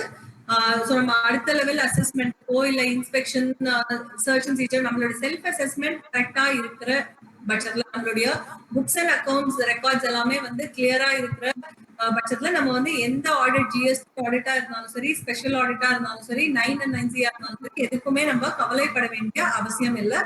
6 வருஷம் நம்மளுடைய புக்ஸை வந்து மெயின்டைன் பண்ணணும். எல்லா டாக்குமெண்ட்ஸ் பிக்ஸட் அசெட்ஸ்க்கான பில்ஸ் அண்ட் ரெக்கார்ட்ஸ், சேல்ஸ்னா சேல்ஸ் இன்வாய்ஸ், சேல்ஸ் இல்லாம நம்மளுடைய டிரான்சாக்ஷன் பில் ஆஃப் சப்ளைல குட்ஸ் வந்து வெளியில போகுதுன்னா அதுக்கான documentation, credit note, debit note. இந்த கிரெடிட் நோட் கொடுக்குற பழக்கம் போன்ல நம்ம வந்து நிறைய பண்ணுவோம், இன்னைக்குமே நிறைய பேர் பண்ணிட்டு இருக்காங்க. சோ இப்போ நம்ம வந்து ஒரு 100 பொருள் வாங்குறேன், அந்த 100 பொருள்ல ஒரு 5 பொருள்ல வந்து ஏதோ ப்ராப்ளம் இருக்கு அப்படின்னாக்கா நான் ஒரு வாட்ஸ்அப்ல போட்டோ எடுத்து இது மாதிரி 5 பொருள் வந்து பிரச்சனையா இருக்கு அப்படின்னு அவங்களுக்கு காமிச்சேன்னா ஓகே சரி மைனஸ் பண்ணிக்கோங்க அப்படின்னு சொல்லிடுவாங்க. நம்மளே அந்த மைனஸை போட்டு கொடுத்து அனுப்பிச்சுக்குவோம். சோ இதெல்லாமே வந்து ஒரு போன்ல நடக்கக்கூடிய விஷயம். இனிமே அதெல்லாம் பண்ண முடியாது. இந்த கிரெடிட் நோட், டெபிட் நோட்டுக்கு என்னெல்லாம் ரெக்கார்ட்ஸ் வந்து நம்ம கிரியேட் பண்ணணும்னு யாராவது சொல்ல முடியுமா? கடைசி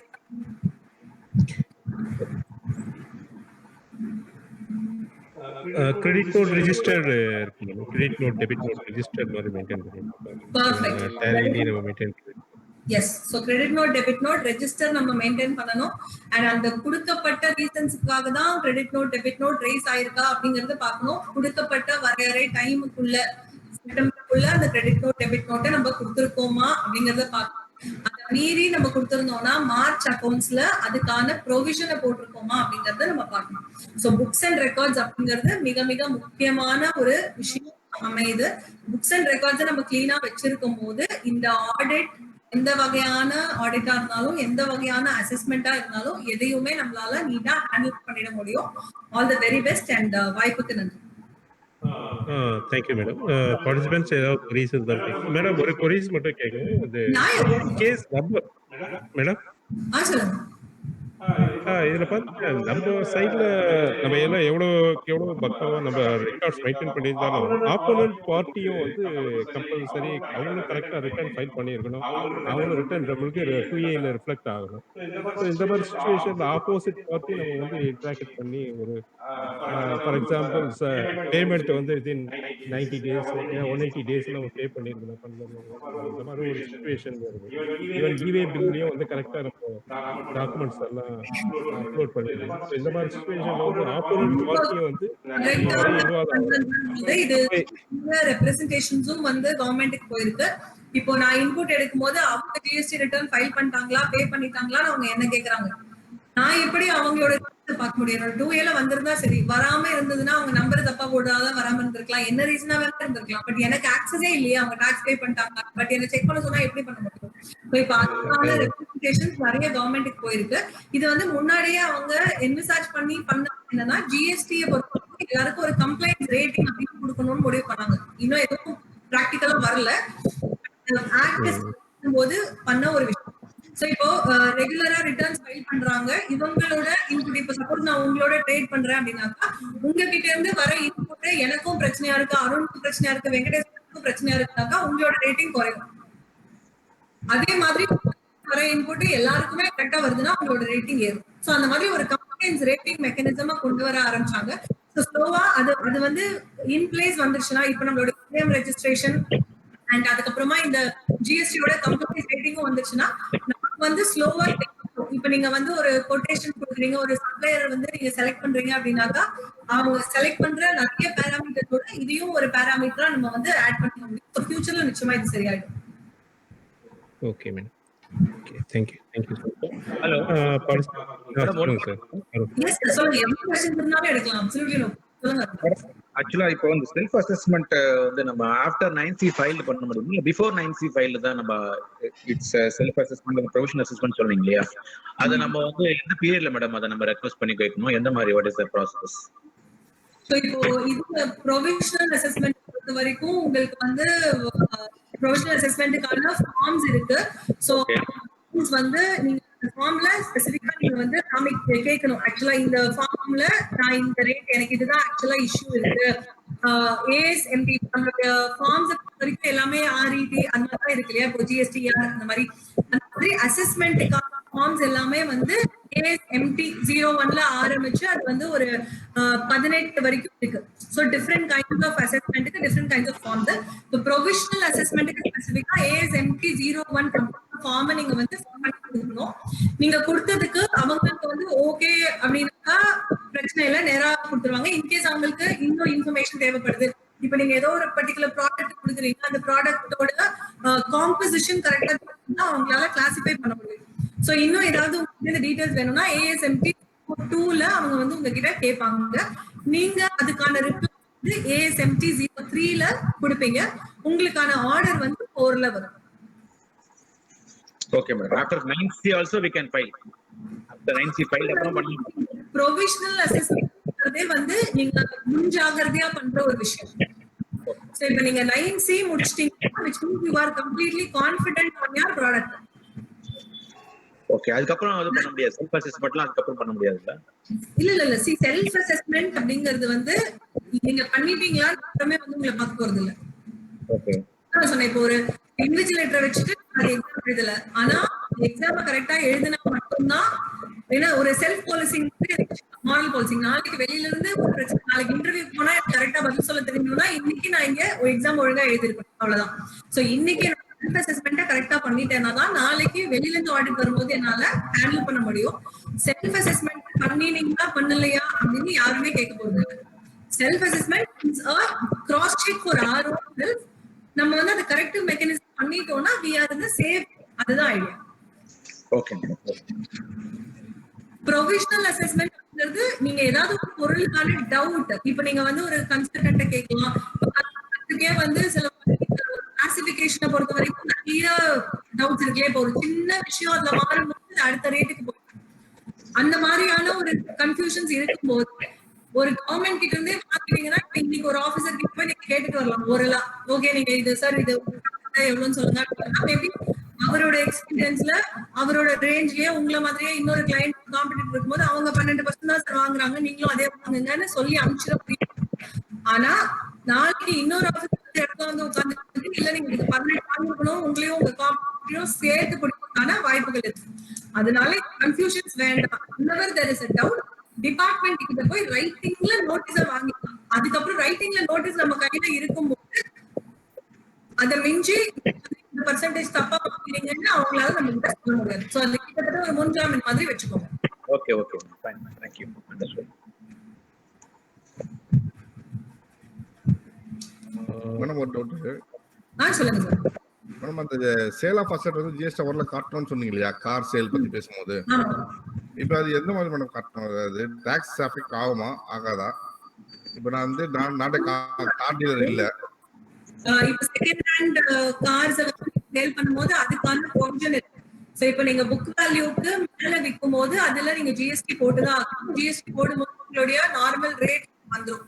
இன்கேஸ் புக் வேல்யூக்கு கீழே நான் விற்கிறேன்னு வச்சுக்கோங்களேன். இப்ப நான் சொன்ன அதே எக்ஸாம்பிள்ல 5 லட்சம் ரூபாய்க்கு 4 லட்சம் ரூபாய்க்கு விற்கிறேன் அப்படின்னாக்கா என்னோட எக்ஸிபிட் டர்ன் ஓவர் அதை காமிக்கிறோம். சோ தட் இருக்கு. நாளைக்கு என்னோட பேலன்ஸ் ஷீட்டை பார்க்கும்போது நீங்க வந்து போன வருஷம் 8 லட்சம் ரூபாய்க்கு கார் காமிச்சீங்க, இந்த தடவை 4 லட்சம் ரூபாய்க்கு இன்னொரு 4 லட்சம் ரூபாய் எங்கன்னு கேட்கறதுக்கான வாய்ப்பு இருக்கு. ஏன்னா ஜிஎஸ்டி எதுவுமே போகாது. So any change in P&L and balance sheet அந்த ஜிஎஸ்டிஆர்ல ரிப்போர்ட் ஆயிருக்கான்னு நம்ம பார்க்கணும். சோ ரெகுலர் இன்வாய்ஸ் நம்பர்லயே அது ஒரு இன்வாய்ஸா போடணுமா? நிச்சயமா. ஓ, இப்ப ப்ராஃபிட் இருந்ததுன்னா நம்ம அதுக்கு டாக்ஸ் கட்டணும்ன்றீங்க. ஆமா. டாக்ஸ் எதுவும் கட்டணும் ஆன் ப்ராஃபிட்டா இல்ல வந்து total value? Differential. Okay right.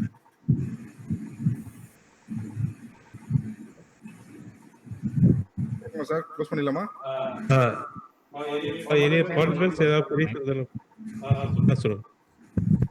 Hello ma'am, out ma'am. இப்போ எங்களுடைய கிளைண்ட் வந்து நவம்பர் 2019ல லோக்கல் அத்தாரிட்டிக்கு வந்து 2 பில் பே பண்ணிருக்காங்க. பட் அந்த 2 நவம்பர் 2019ல முனிசிபாலிட்டிக்கு வந்து 2 பில் வந்து பே பண்ணிருக்காங்க. 2 பில் வந்து அனுப்பியிருக்கிறாங்க.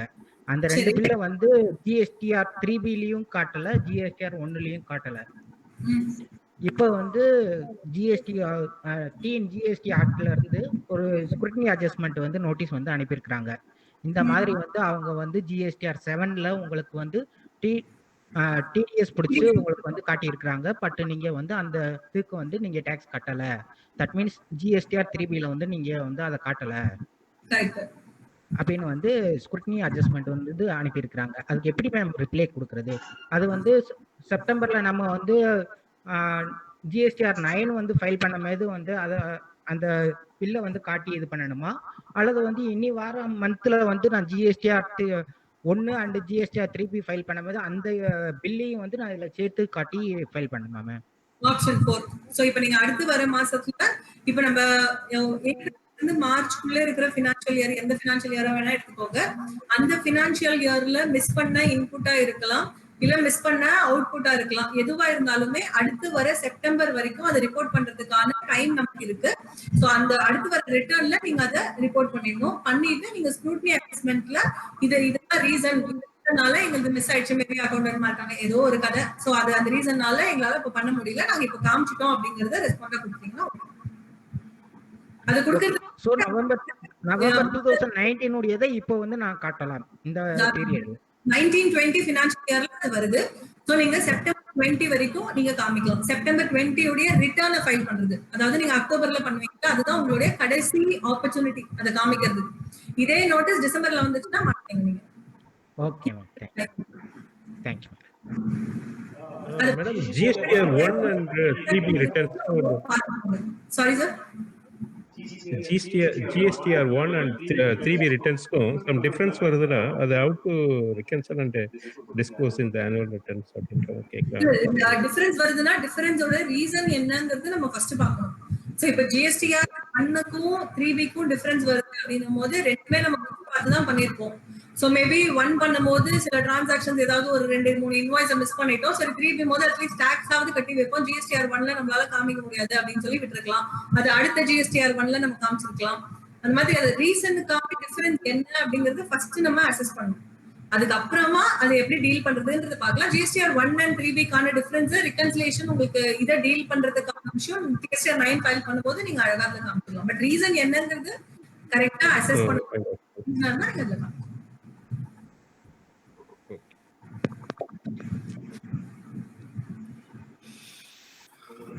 Participants, any other queries?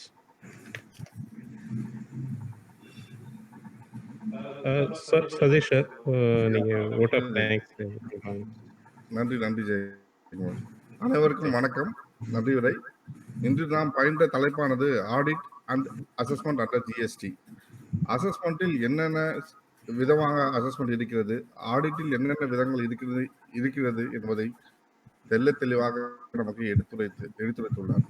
இத்தனை முக்கியத்துவம் வாய்ந்த இந்த தலைப்பை சிறப்பாக கையாண்டு நாம் அனைவரும் எளிதில் புரிந்து கொள்ளும்படியாகவும் இதில் உள்ள நுணுக்கங்களையும் நமக்கு தெளிவாக எடுத்துரைத்து மேலும் இதில் ஏற்பட்ட சந்தேகங்களையும் நமக்கு நிவர்த்தி செய்த திருமதி CA சுபாஷினி கணபதி அவர்களுக்கு நன்றியை கூறி, இதே போல் நமது வரி ஆலோசகர் சங்கத்திற்கு என்றென்றும் ஒத்துழைப்பு தருமாறு கேட்டுக்கொள்கிறேன். இன்று நமது காணொலியில் பங்கு கொண்ட பங்கேற்பாளர்களுக்கும் நன்றியை தெரிவித்துக் கொள்கிறேன். இந்த வரி ஆலோசகர் சங்கம் என்பது நமது GST பிராக்டிஸ்களுக்கு அறிவை பகிர்வதற்காக உருவாக்கப்பட்டது. அதனால் எங்களுடன் தொடர்ந்து பயணம் செய்து உங்கள் தொழிலறிவை விரிவு செய்து கொள்ளும்படி கேட்டுக்கொள்கிறோம். நாம் ஒவ்வொரு சனிக்கிழமையும் இது போன்ற காணொலியை நடத்தி கொண்டு வருவது அனைவருக்கும் தெரிந்ததே. இதன் தொடர்ச்சியாக அடுத்து வரும் சனிக்கிழமை அன்று ஒரு நல்ல பயனளிக்கும் வகையில் ஒரு தலைப்புடன் உங்களை சந்திப்போம். அதிலும் பங்கு கொண்டு அனைவரும் பயன்பெற வேண்டுமாறு வரி ஆலோசகர் சங்கம் சார்பாக கேட்டுக்கொள்கிறேன். நன்றி, வணக்கம். Thank you madam, very interactive session நீங்க இது பண்ணிருக்கீங்க, ஒரு different analysis. Thank you so much madam. Thank you madam, thank you.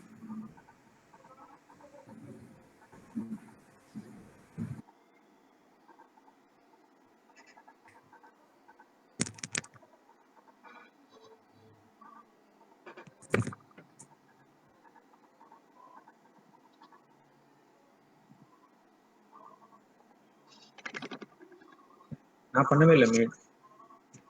Don't forget to subscribe to our Vari Alosgagal Sangam YouTube channel. Please like, comment and subscribe to our channel and click the bell icon to get video updates.